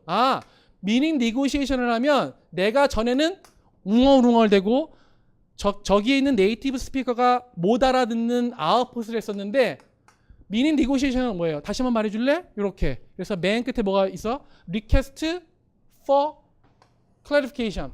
request clarification 하다 보니까 어떻게 하게 돼? 내가 modify 하게 되잖아. 맨 처음에는 상대방이 알아들을 수 없는 아웃풋을 했는데 상대방이 뭐라고? 이렇게 얘기하다 보니까 내가 내 말을 수정해가지고 다른 사람이 알아들을 수 있는 말을 했는데, 그러면 내가 성장한 거지. 전에는 비문법적인 말을 했는데 저 사람이 알아들을 수 있는 문법적인 말을 했다고 볼 수 있으니까, 물론 모디파이 됐다고 모두 다 문법적인 것은 아니지만, 이렇게 meaning negotiation의 역할은 세 가지로 구분할 수 있습니다. 외워두면 수지 맞습니다. comprehensible input, corrective feedback, modified output. 그런데 이 세 가지 중에 밑에서 나타난 이 대화가 이 세 가지 웨이 중에 무엇을 서포트하냐 이렇게 물어봤습니다. 이렇게 해석해 보겠습니다. 첫 번째가 the windows are closed 했더니 the windows are have what? 이렇게 얘기했습니다. 그렇다는 것은 지금 the windows, 일단 여기서 지금 브레이크다운이 일어나게 된 겁니다. 뭔가를 제대로 내추럴한 커뮤니케이션 플로우가 나타나지 않으니까. 그런데 얘가 meaning negotiation 전략 중에 무엇인지 이제 알 수도 있겠는데, 모른다고 치더라도 혹시 뒤에서 이제 B5번 문제를 봤으면 clarification request도 있고 comprehension check도 있고 confirmation check인데 뭐라고 볼 수 있어요? 이것을 반복했기 때문에 confirmation check입니까? 그것은 아닙니다. 내가 잘못 알아들은 단어를 다시 한번 반복하는 것은 confirmation check이지만, 지금 앞에 것은 알아듣는데 뭐라고? 이렇게 물어보는 거잖아. 그러니까 이게 뭐야? clarification request인 것입니다. 그렇죠? 요 부분에 초점 맞춰야 돼요. 요거를 반복했다고 컨퍼메이션 체크라고 얘기하면 안 되겠습니다. 그래서 이 사람이 지금 리퀘스트 클래리피케이션 했단 말이지. 그랬더니 이 사람이 똑같이 크로즈드 약간 바꾸긴 했지만 크로스드 이렇게 했지. 이거는 일종의 뭐라고 볼 수 있어요? 이건 일종의 컨퍼메이션 체크라고 볼 수 있어요. 내가 알아들은 것이 맞는지 컨퍼메이션 체크. 근데 다시 말했냐면 I'm not sure. 근데 이 크로스가 말한 것은 그냥 너 말을 따라했을 뿐이지 너가 말을 했을 때 이해한 것이 맞는지 컨펌한 것은 아니지. 그래서 뒤에 말을 읽어보면 I'm not sure what you're saying dear. 너 무슨 말을 모르겠다는 뭐야. I'm sorry나 pardon me를 이런 식으로 얘기한 거잖아. 따라서 얘도 뭐예요? clarification request인 것입니다. 그랬더니 이 사람이 어떻게 해서 클로즈드. 그래서 클로즈를 얘기했어. 그럼 지금 뭐 한 거야? meaning negotiation이 일종의 comprehensive input을 준 거야? 아니지. comprehensive input은 보통 누구한테 오는데? 네이티브 스피커한테 오잖아. 네이티브 스피커는 지금 얘 말을 못 알아들어가지고 뭐라고? 그다음에 크로스드? 이렇게 얘기했단 말이야. 그러니까는 이 사람이 네이티브 스피커, 그러니까 러너가 못 이해해서 미닝 네고시에이션에서 막 요청을 해가지고 uncomprehensible input이 comprehensible input으로 바뀐 게 아니라 제가 말한 것을 네이티브 스피커가 못 알아들어서 코렉티브 피드백을 준 거지. 다시 한번 말해달라고. 그랬더니 어떻게 된 거야? 학습자가 자기의 말을 모디파이 했단 말이야. 그럼 이 두 가지가 랭귀지 에퀴션을 이룬다. 이렇게 쓰면 되겠지. 그래서 명확하게 identify라고 했으니까 뭐야? The second way and third way support the proposition. 이렇게 하면 되겠지. proposal. 이렇게 얘기하고 왜 그러냐? 구체적으로 쓰면 되겠잖아. 맨 처음에는 이 have what 또는 I'm not sure what you're saying 이라는 것을 통해서 뭘 끄집어냈다? 코렉티브하게 인식할 수 있도록 만들어줬고, 다음에 이 사람이 맨 처음에 얘기했던 크로즈드에서 이렇게 예시를 적어주는 거야. 설명을 하라고 했으니까. 설명에서 제일 좋은 것은 예시지. 에비던스, 예시. 크로즈드에서 모디파이 어떻게 아웃풋했어? 클로즈드로 바꾼 것이 보니까 이것이 뭐야? 증거다. 뭐의 증거? 에퀴션 증거다. 이렇게 써주면 되겠단 말이지. 두 번째 방법과 세 번째 방법이 맞고, 두 번째 방법은 이렇게 리퀘스트 클래리피케이션 함으로써 학생들이 뭔가 잘못됐다는 것을 인식할 수 있게 만든 다음에 자기가 시도해 봐가지고 이것이 이걸로 변했기 때문에 그렇다. 그래서 여기서 주요 키도는 뭐야? 클래리피케이션 리퀘스트를 써주고, 여기서는 요 예시 자료를 써주면 정답 이렇게 되는 거지. 에비던스를 대라고 했으니까. 그냥 미닝 니고시에이션이 에퀴션을 도와줬어라고 하면 동어 반복이 되는 거니까 그것을 설명하라고 했으니까 예시 자료 또는 그것을 포함하는 키워드 위에서 말한 것은 클래리피케이션 리퀘스트로서 코렉티브한 포스를 가진 피드백이었어. 이렇게 적어주면 되는 것입니다. 근데 이러한 내용이 제가 지금 만들어낸 것이냐? 그렇지 않습니다. 이것은 로드 앨리스가 그 태스크 베이스 랭귀지 러닝 앤 티칭에서 말한 내용이에요. 그래서 실제 답안은 이렇게 씁니다. A13번은 세컨드와 서드를 쓰면 1.1점.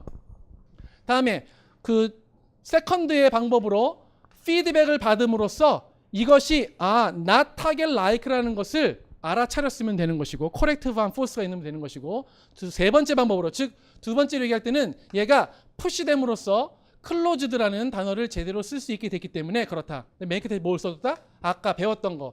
These two ways facilitate Smith language acquisition 써주면 이것이 이유가 됨을 적절하게 설명해 주면서도 니트한 답안이 되는 말이지. 하지만 얘는 옵셔널한 것이야.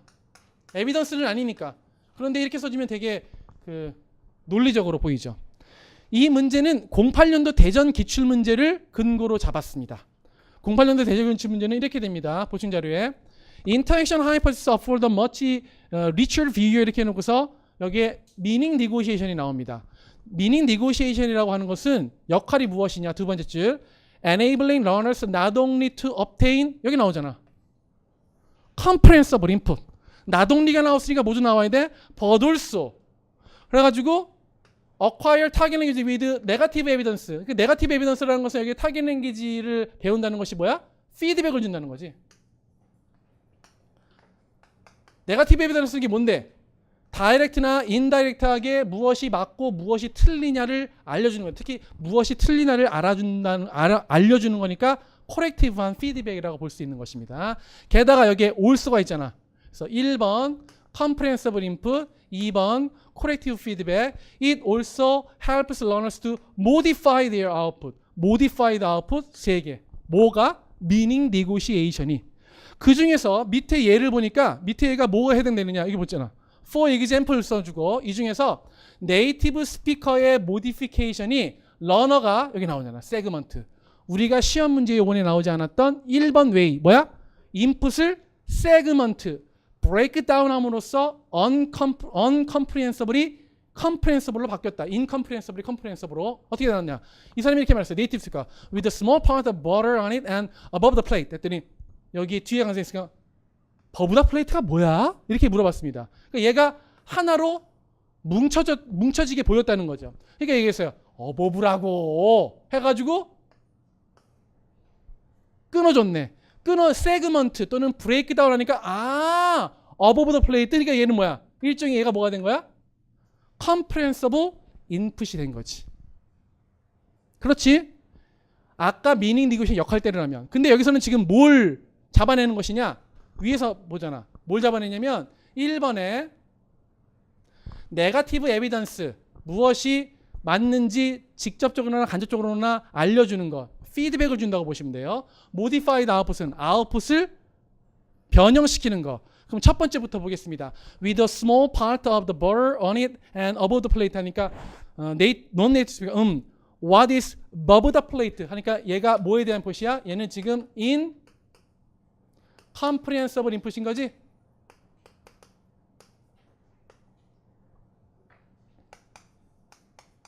시그널을 줬어. 내가 지금 이해하지 못했어 라고. 그렇죠? 그러면서 내가 이해하지 못한 대로 발화를 했기 때문에 이건 지금 이해한 것을 발화했으니까 내가 발화를 어떻게 한 거야? 에러 있게 발화한 거지. 그렇지. 제대로 이해 못하니까 제대로 발화도 안 나온단 말이야. 그렇지? 내가 이 질문을 왜 했어? 알아듣지 못했으니까. 이 사람이 말한 아웃풋이 나에게 인풋으로 왔는데 incomprehensible 했단 말이야. 그러니까 나는 그 incomprehensible 인풋의 바탕으로 erroneous한 아웃풋, 즉 에러를 발생시켰단 말이지. 그래서 이 사람이 above 했어. 야, 버브다가 아니라 above라고 여기 있으니까 얘는 지금 뭐야? 너가 버브다 플레이트라고 하는 것은 틀렸어라고 간접적으로 얘기해 주는 거지. 이게 맞는 거야. 그러니까 너는 틀렸다라고 하는 거잖아. 그럼 너가 틀렸다고 간접적으로 얘기해 주니까 이게 뭐야? 네거티브 에비던스. 그러면서 above라고 하는 것이 영어에 있는 단어야, 없는 단어야? 있는 단어잖아. 그러니까 얘는 뭐가 되는 거야? 또 포지티브 에비던스도 되는 거야. 그지? 이게 맞는 거야. 너가 버브다 플레이트라고 말한 것은 틀린 거야 라고 얘기해 주는 거다 이 말이지. 그래가지고 이것이 뭐가 됐어? 결국 incomprehensibly comprehensibly 됐어요. 어떻게 할 수 있어? 얘가 이렇게 말하니까 above the plate라고. 근데 얘는 지금 이해한 거야, 말한 거야? 말한 거지. 첫 번째 말했던 버브다 플레이트를 above the plate라고 말했으니까 표면적으로 보기에는 erroneous output이 뭐로? modified output으로 바뀌었지만 이것은 머릿속에서 어떻게 incomprehensible input이 얘의 네거티브 에비던스를 받아서 또는 포지티브 에비던스를 참고해서 comprehensible input으로 바뀌었다는 머릿속의 프로세싱을 증거로 예시하는 거지. 그 얘기를 여기서 위해서 한 거란 말이야. 세그먼트의 효과. 근데 이게 뭐를 통해서 이루어졌다고? meaning negotiation. 그럼 이렇게 comprehensible input이 많아지니까 크라시엔의 말대로라도 어떻게 돼? acquisition이 facilitate 되는 거지. 된 거죠? 자, 봐봐. 그런데 보면 modified output이란 말이야. 이 modified output은 pushed output이에요? OX. 이건 X지. 왜? 뭐라고 내가 못 알아들어가지고 네이티브 스피커가 뭐라고 내가 이렇게 얘기한 게 아니잖아. 푸시 받은 게 아니잖아. 그냥 이해만 하면 되는 건데 어버브라고 이해만 하면 되는 건데 어버브 더 플레이트라고 해가지고 지 스스로 바꿨을 뿐이지 얘는 푸시하지 않았어. 그냥 내가 어버브라고 말했을 뿐이야. 그렇지? 그래서 푸시드 아프다고 모디파이 아프다고 다르다는 얘기를 여기서도 할 수 있는 겁니다. 약간 다른 개념이잖아. 기출에 나왔던 것과. 그렇다면 여기서 말하는 what is above the plate 얘는 meaning negotiation 전략 중에 무엇일까요? 아예 몰라가지고 말한 거죠. 이것을 리피티션 한 게 아니잖아. 그렇잖아. 리피티션 해가지고 이거를 한 게 아니잖아. 그러니까 뭐야? 클래리피케이션 리퀘스트지. 이거 결국 뭐야? 뭐라고? 이거니까. 파든이니까. 클래리피케이션 리퀘스트라고. 얘는 그 언어 자료는 표면적으로 보는 때하고 다음에 이거 뭐야? 피드백 측면에서 볼 때하고 미닝 니고시에이션 측면에서 볼 때하고 다 달라요. 되게 복잡한 것 같지만 써놓은 다음에 하나씩 해보면 다 이해가 될 거야. 알겠지? 다음. 이 문제만 나온 것은 아니다. 다음 페이지 05년도 서울 문제를 보면 밑에 이렇게 문제가 나와요. The following passage is an interpretation of the above dialogue. 이거 봤더니 I'm sorry, I beg your pardon. 이게 뭐라는 거야? 위의 말을 잘 못 알아들어서 clarification request라는 거지. 그렇지. 그랬더니 어떻게 돼? 사실은 리피티션에서 알게 되었네. 그러니까 지금 잘못 알아들었다는 것을 표시해 줬기 때문에 밑에서는 뭐라고 얘기했느냐? 그 사람들이 내추럴한 플로우를 벗어나서 meaning negotiation으로 들어갔다. 그래가지고 이 사람이 asking for clarification, repetition 할 수도 있고 이거 repetition을 요구하거나 또는 clarification을 요구하는 것을 clarification request라고 하죠. 그다음에 confirmation은 repetition 하는 거 앞에서 말했던 단어를 그런 것들이 다 인터액션을 모디피케이션해서 학습자의 뭐를 높여줬다. comprehensible input을 만들었다. 그러니까는 이전 시험 문제에서 meaning negotiation과 comprehensible input과의 관계를 계속해서 얘기하고 있다고. 그런데 그 시험 문제에서 결과가 뭐래? 여기 나오잖아. 또 나오잖아. facilitate 이런 과정을 거치면 facilitate language learners acquisition. 우리도 쓰자고 그런 말이지.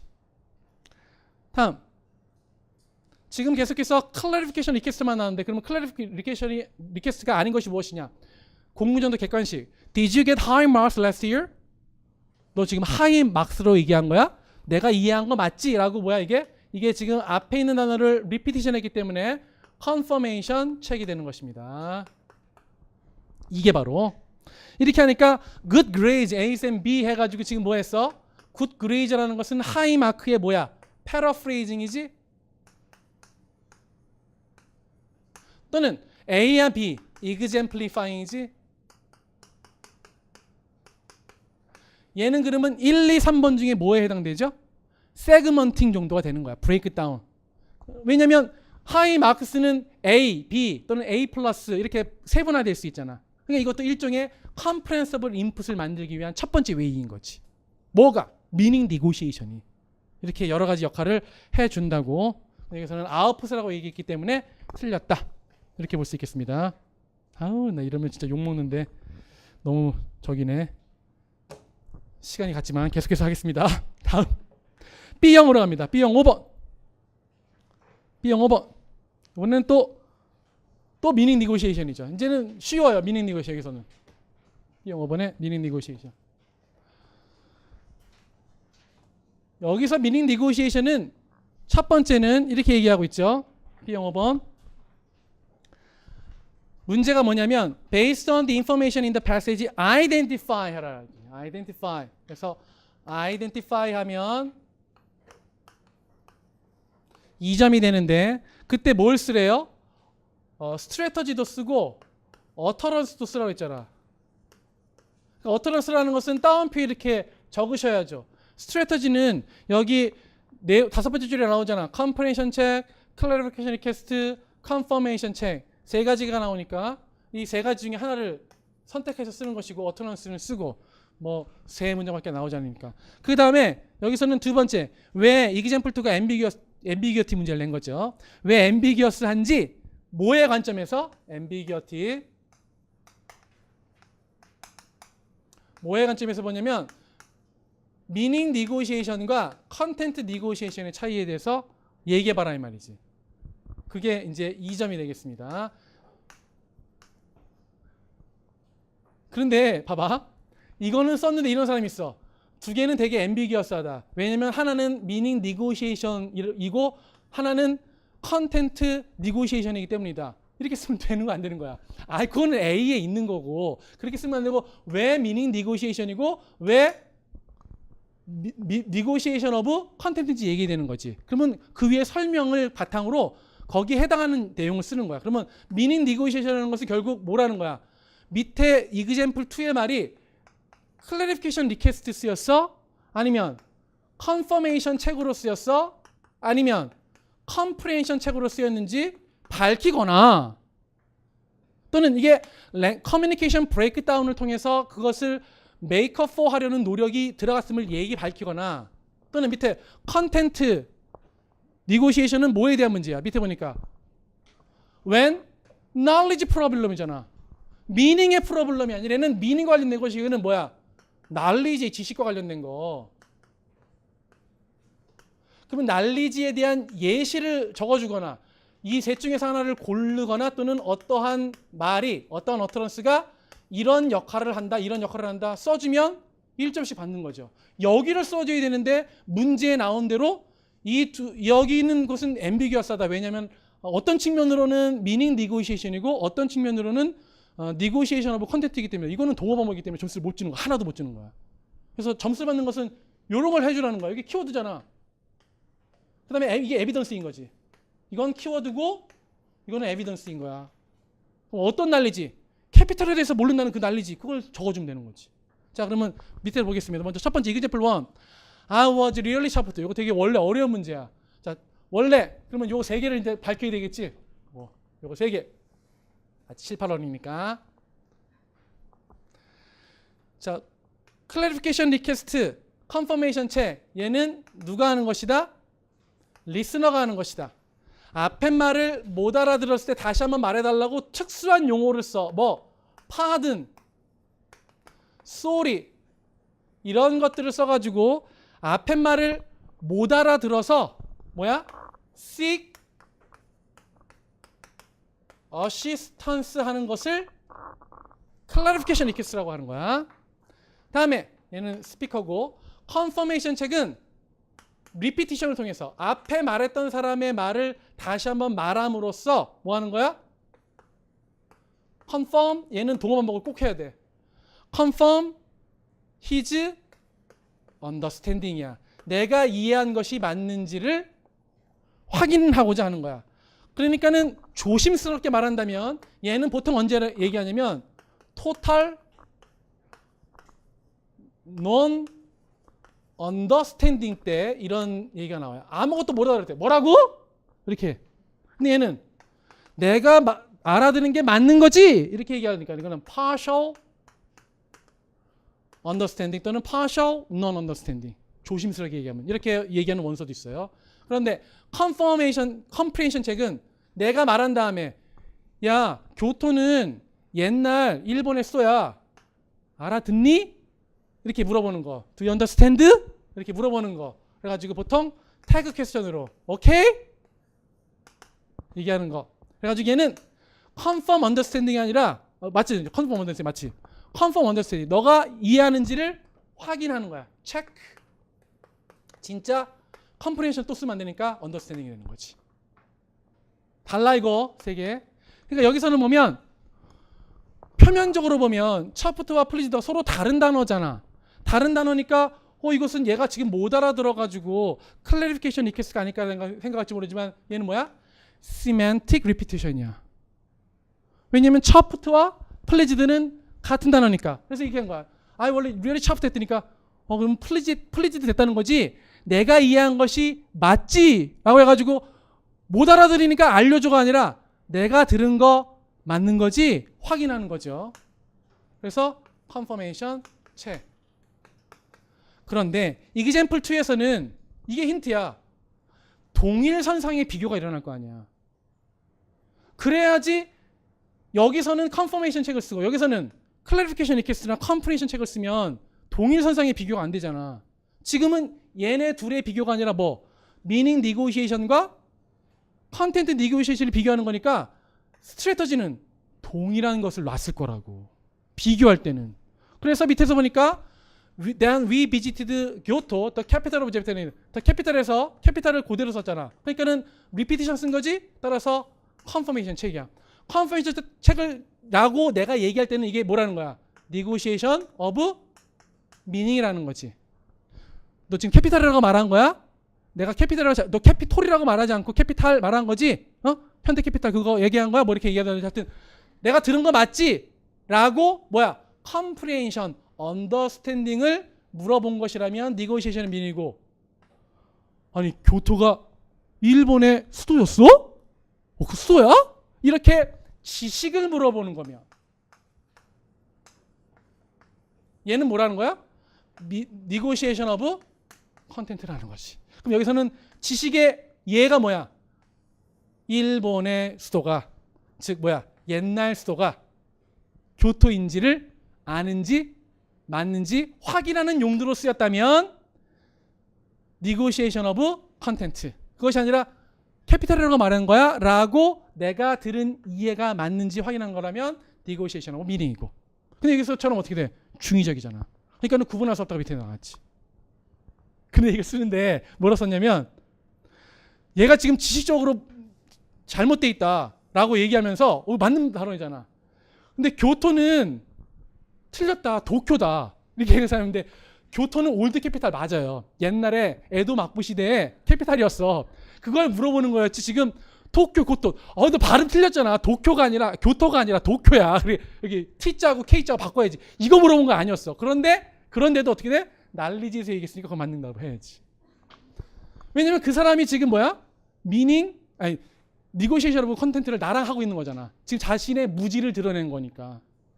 그렇죠? 그러니까 그것도 일종의 negotiation of content라는 거다.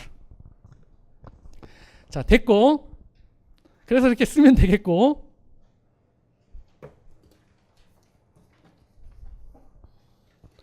정답을 보시면, 보충 자료를 보시면 이렇게 쓰도록 제가 제시해 놨습니다.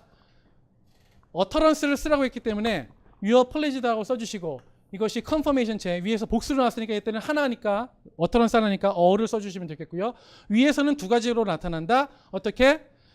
negotiation of content는 지금 지식이기 때문에, 지식은 뭐야? heuristic function, 퀘스처닝이다. 이게 가장 적절한 키워드인 거지. 근데 이것까지 완전히 얘기하기는 그 시험 상황에서는 힘들고, 하지만 이거 가능해. negotiation of meaning은 지금은 confirmation 책이다. 또는 requesting confirmation이다. 이 정도 써주면 이것은 왜 meaning negotiation인지 얘기해 주는 거지. 왜냐면 A에서 meaning negotiation 종류가 요 세 가지라고 했으니까 이 대화는 이걸로 쓰였으니까 meaning negotiation이다. meaning negotiation으로서 의미를 가지고 있다라고 쓰는 것이 정확한 에비던스가 되니까요. 이렇게 써주면 이게 2점, 1.1점에서 2점, 4점이 되겠습니다. 이 문제는 사실은 더 쉽게 나옵니다. 17년도 서술형 문제를 보면요. meaning negotiation 전략으로 comprehension 책, clarification request, confirmation 책을 나타낼 뿐만 아니라 다 써줘요. 이렇게 다 써줘. definition을 써줘. 그러니까 뭐 쉽지. 이건 뭐 껌이지 뭐. 밑에서 미진이가 이렇게 얘기했어. Could you repeat what you said? I'm sorry. 이건 뭐야? 뭐라고? 이거지. pardon. 뭐야? clarification request. 너 내가 지금 말한 거 알고 있는 거지? 이렇게 얘기하는 거. 내가 말한 다음에 바로 뭐야? comprehension check. 그러면 내 말 이해해? comprehension check. 이렇게. 그래서 되게 쉽게 나왔으니까 제일 어려운 문제를 얘기했다고 보시면 돼요. 걱정하지 마시고. 맨 마지막 문제. 늦어져서 죄송합니다. 맨 마지막 문제. 8번. 8번 문제는 첫 번째. 뭐 이거는 채점해 보니까 다 잘 맞추셨어요. 투 패러그래프를 쓰는데 첫 번째 패러그래프와 두 번째 패러그래프를 씁니다. 첫 번째 패러그래프는 comprehensive input을 위해서 이 사람이 썼던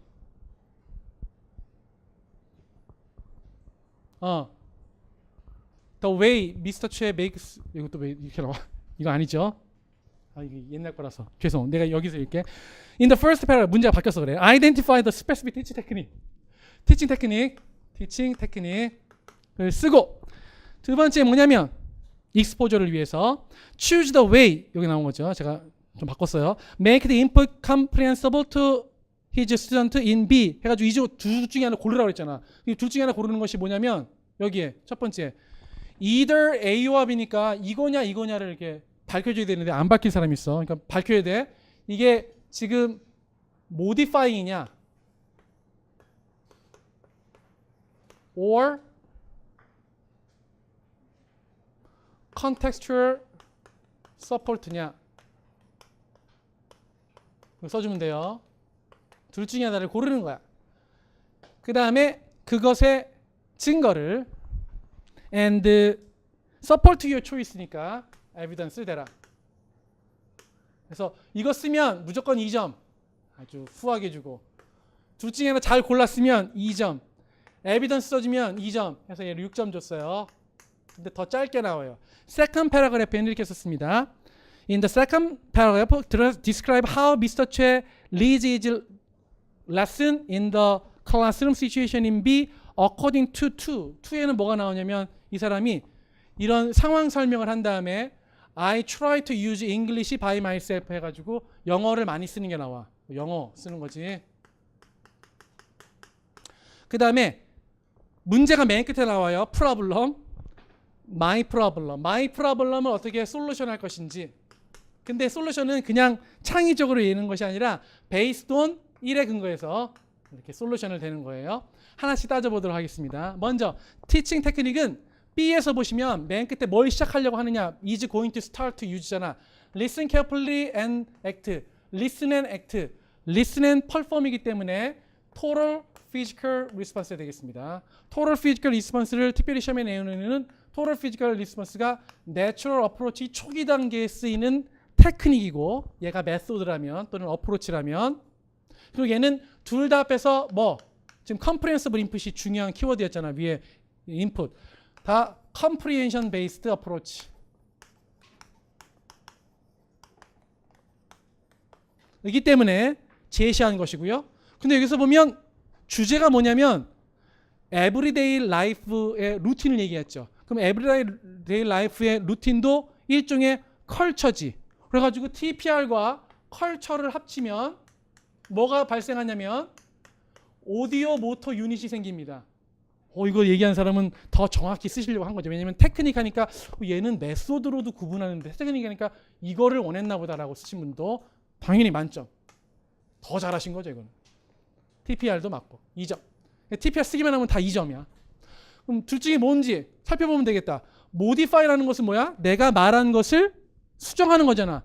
버브다 플레이트라고 내가 이렇게 뚜 얘기했는데 못 알아가지고 아니 그거 왜 있잖아. 그거 A나 B 맞는 거 이렇게 얘기하든지 세그먼팅을 한다든지 내 말에 예시를 준다든지 패러프레이징. 근데 위에서 보면 여기서는 지금 앞에서 애들이 못 알아들어가지고 내 말을 모디파이 하는 게 나와요? 안 나와요? 안 나오죠. 전부 다 뭐 하고 있어? 선생님이 맨 위에 나오잖아. 이렇게 괄호친 것은 나오잖아.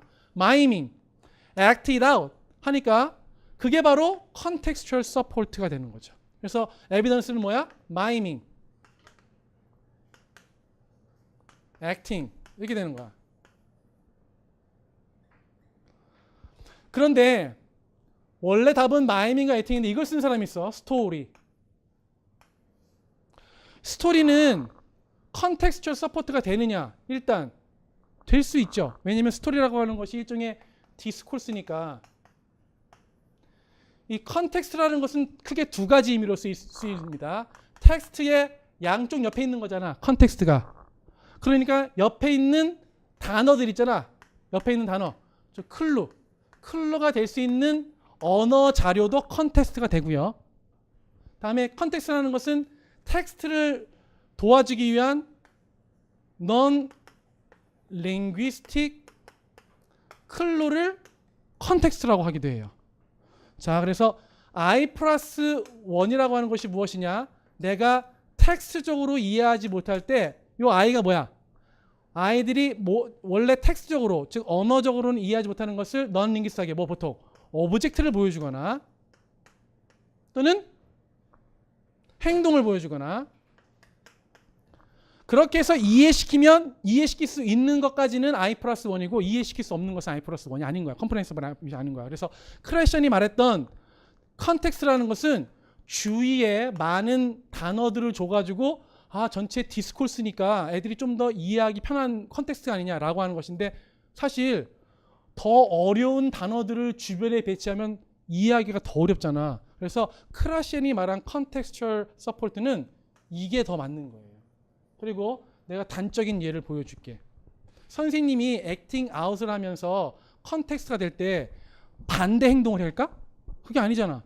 맞는 행동을 해줄 거 아니야. 근데 스토리 같은 것들은 애들 보여주는데 이건 지금 스토리가 나의 생활 스토리 해서 맞지만 만약에 괴기 영화 그 에드가 알런 포의 만약에 그 스토리를 보여준다면 갑자기 이상한 반전 일어나고 할 텐데 스토리라고 다 이해가 가는 것은 아니란 말이야. 그런데 스토리라고 쓴 사람 중에 이렇게 쓴 사람은 정말 잘 쓴 거야. 스토리가 타임 오더로 나와 있다. 아침에부터 일어나서 시간 순서. 그러면 되게 컴프레hensible 인풋이 되는 거지. 그거는 돼. 그런데 그냥 스토리를 줬다고 해서 이건 컴프레hensible 볼 수 없어요. 왜냐면 시간 역전 구조된 스토리는 이해가 잘 안 될 거 아니야. 근데 여기서는 뭐 맞긴 하지만 타임라인까지 써주면 다 맞고 하여튼 그래서 스토리는 조금 점수를 깎았고 타임라인까지 써주거나 이런 거 마이밍이라든지 액션 이런 것들을 써주면 정답으로 처리했고요. 요건데 이제 영어 쓰는 거 너무 어렵다고 해서 그냥 단도직입적으로 여기다 썼는데 I try to use English by myself in 거. 근데 여기서 그냥 이 사람이 한국어 대신에 영어를 쓰기 위해 노력했다라고 하면 이 점을 다 주기가 너무 힘들잖아. 여기 그대로 나온 것이니까 내가 한국어 대신에 영어를 많이 쓴다 그러니까 답안에 그렇게 쓰면 안 되겠죠. 이거를 좀 더 영어학적으로 표현하면 어떻게 되느냐 이거. 그걸 보는 거야. 자 이거 보는 거야. 위에서 보자. 위에서 봤더니 첫 번째가 뭐야? In a second language. 이 SL 컨텍스트야. 여기서는 문제가 없어. 수업 시간에 영어를 선생님이 샬라샬라 해주고 outside the classroom에서조차 컴프레hensive 인풋이 엄청나게 많지. 즉 ESL 상황에서는 inside the classroom이나 outside the classroom이나 인풋을 다 받을 수 있단 말이야. 그런데 문제는 여기서 나오는 거지. 이 FL 상황. 특히 내가 근무하고 있는 한국 같은 경우에 인텐시브 인풋이 인사이드에서도 없고 아웃사이드에서 없는 거야. 그래서 이거를 해결하고자 인사이드에서 어떻게 내가 영어로 수업을 해. 영어로 수업 안 하는 거. 그걸 뭐라 그래? 옛날 방식이라고 그래. 그라마 트랜슬레이션 메소드. 왜냐면 여러분들이 비판하는 오디오 링걸 메소드조차 영어로 수업하지. 그렇잖아. 근데 이 사람은 GTM에서 떠나서 지금 뭐 한다는 거야? 인사이드에서 영어로 수업하지. 그러니까 이런 거 써줘야지. T-E-E 또는 이것을 조금 더 얘기하면 medium of instruction이 영어다 이렇게 쓰는 거야. 이게 무슨 말이냐면 우리가 가르치는 목표가 뭐지? object of instruction이 뭐야? 영어지.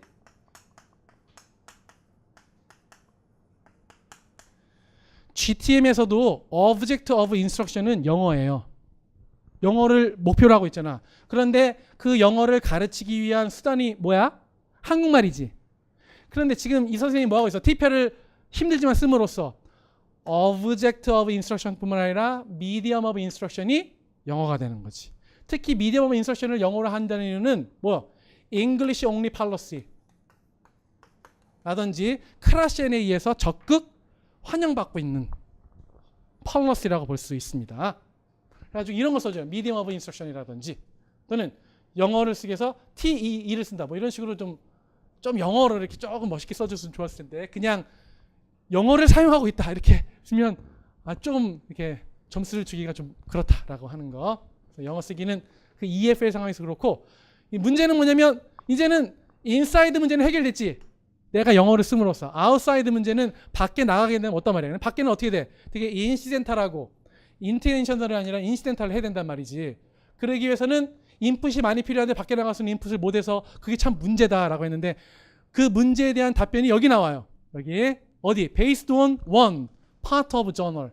여기서 뭐가 나오냐면 크라셴이 말하기를 사람들한테 크라셴은 되게 스트롱한 포지션 뭐가 인풋이 중요한 포지션인데 두 가지 스터디를 제시했대. 두 가지 스터디.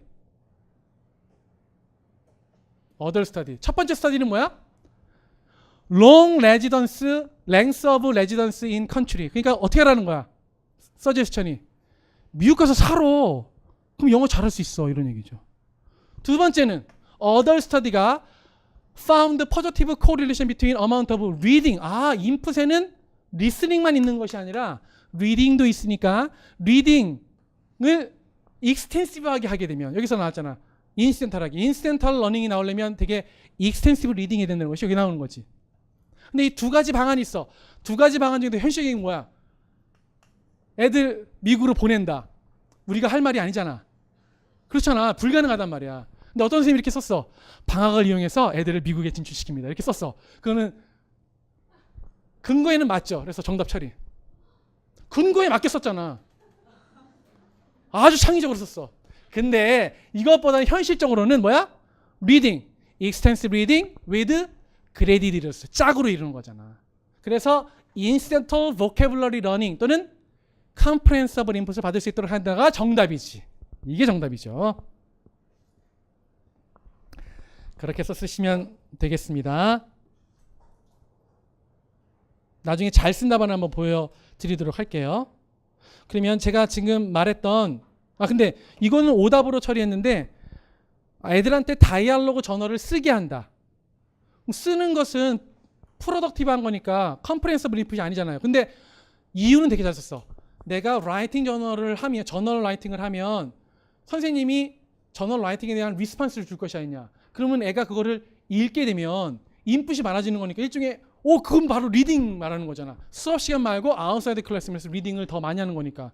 그래서 의미는 맞는데 계속해서 저널 라이팅을 쓴다 하니까 좀 이질적이죠. 그러니까 저널 라이팅을 통해서 선생님과 이렇게 대화를 통해서 리딩 인풋을 받아들인다. 이렇게 써야지. 똑같은 말이라도 리딩을 다이알로그 저널을 라이팅하게 한다. 그렇게 쓰지 말고 다이알로그 저널을 통해서 인풋을 익스텐시브하게 받아들인다. 이렇게 써야지 더 적절할 것 같아요. 그래서 이따가 나중에 이제 얘기할 것이고 이런 것들이 정답이 되겠습니다. 그래서 모범 답안을 보시면 이렇게 했으면 됩니다. Mr. Choi is going to use total physical response. 요것만 쓰고 이점 받기 좀 미안하니까 이렇게 학생들의 컴프레hension을 위해서 컴프레hension 베이스라는 거 하나 쳐주면 양념. 다음에 comprehensible input은 contextual support인데 그것이 acting이나 miming. 그렇게 된다면 이거 맞아 또 써주잖아. 필요할 때마다 it helps student understand his input. 여기서는 facilitate acquisition이 아니라 comprehensible input에 대한 거니까. 이 사람은 지금 이거 썼단 말이지. object of instruction뿐만 아니라 medium of instruction 썼다라고 하는 것. 그리고 문제점이 뭐냐? outside classroom에서 인풋을 받아들였으니까 extensive input을 위해서 reading program, extensive reading 프로그램을 쓰는데 이렇게 graded를 쓰면 되겠다. 이렇게. 그다음에 격까지 요거 incidentally, natural context 이렇게 써주면 되겠습니다. 그러면 지금 여기서 말하는 것이 크라셴이 말한 extensive reading인데 그게 어디 나왔느냐? 08년도 서울 기출문제에 나왔습니다. 08년도 서울 기출문제는 어디에 보관되어 있냐면 그라마 파트에 나와 있는데 그라마 파트에서 첫 번째 문단은 focus on forms, 두 번째 문단은 focus on meaning, 세 번째 문단은 focus on form에 대한 것인데 이것에 대한 설명은 나중에 11장 그라마 파트를 할 때 할 것이고 크라셴과 관련 있는 것은 여기죠. 얘는 focus on meaning은 뭐야? 그라마를 아예 가르치지 말자. anti grammar position, no grammar approach, no interface position 이렇게 얘기합니다. 여기서 보시면 핵심 키워드가 뭐였냐? medium of communication이라고 써놨어요. 그러니까 영어를 목적으로만 배우지 말고 일상 소통하는 것처럼. 그러니까 medium of instruction 하면 teacher와 student 사이에 미디엄이 영어라는 것이고 medium of communication은 뭐야? 스튜던트와 스튜던트 사이에 한글로 얘기하게 하지 말고 영어로 얘기하게 하라는 거죠. 즉 뭐라는 거야? 태스크하라는 거지. 그래서 이게 medium of communication 또는 medium of instruction이 나왔고요. 이것뿐만 아니라 다음 페이지에 보시면 10년도 객관식 기출문제에서 이머전 프로그램에 대해서 쓰면서 이머전 프로그램은 영어에 몰입하는 거잖아. 이때도 medium of communication이라는 말이 나오는데 이 medium of communication이 무엇을 말하냐면 여기는 이렇게 나오잖아. All courses are taught in English야. 그러면 all course라는 것은 English뿐만 아니라 other subject도 그렇게 하라는 거지.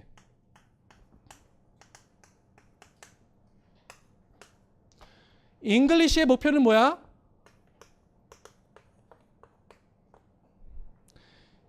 English의 목표는 English야.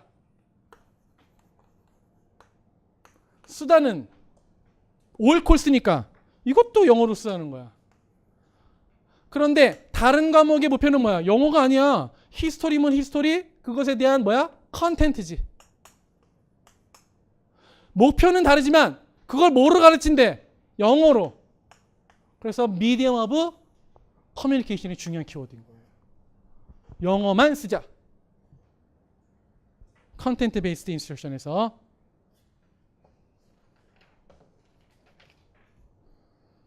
그렇게 되면 아이들이 뭐가 되느냐? 맨 끝에 목표라는 functional bilingual, 필요할 때마다 영어를 쓸 수 있는 사람이 된다. 볼 수 있습니다. 여기까지 해서 오늘 정말 시간이 늦어서 죄송한데 다음부터는 좀 짧게 해보려고 노력할게요. 최선을 다해서 do my best. 이렇게 너무 늦게 끝난 것은 정말 죄송하고요. 오늘은 첫 시간이고 해서 제가 그냥 숙성을 보여드렸는데 아마 조금씩 나아질 겁니다. 그러니까는 너무 괴로워하지 마시고 다음 주에는 이거보다는 일찍 끝날 것이다 라고 하고 생각할 수 있고요. 또 다음 주에는 또 그 합격자 발표 그런 건 없으니까 시간 늘어질 일은 없을 것입니다. 질문은 언제나 환영합니다. 자, 오늘 수고하셨습니다. 안녕하세요.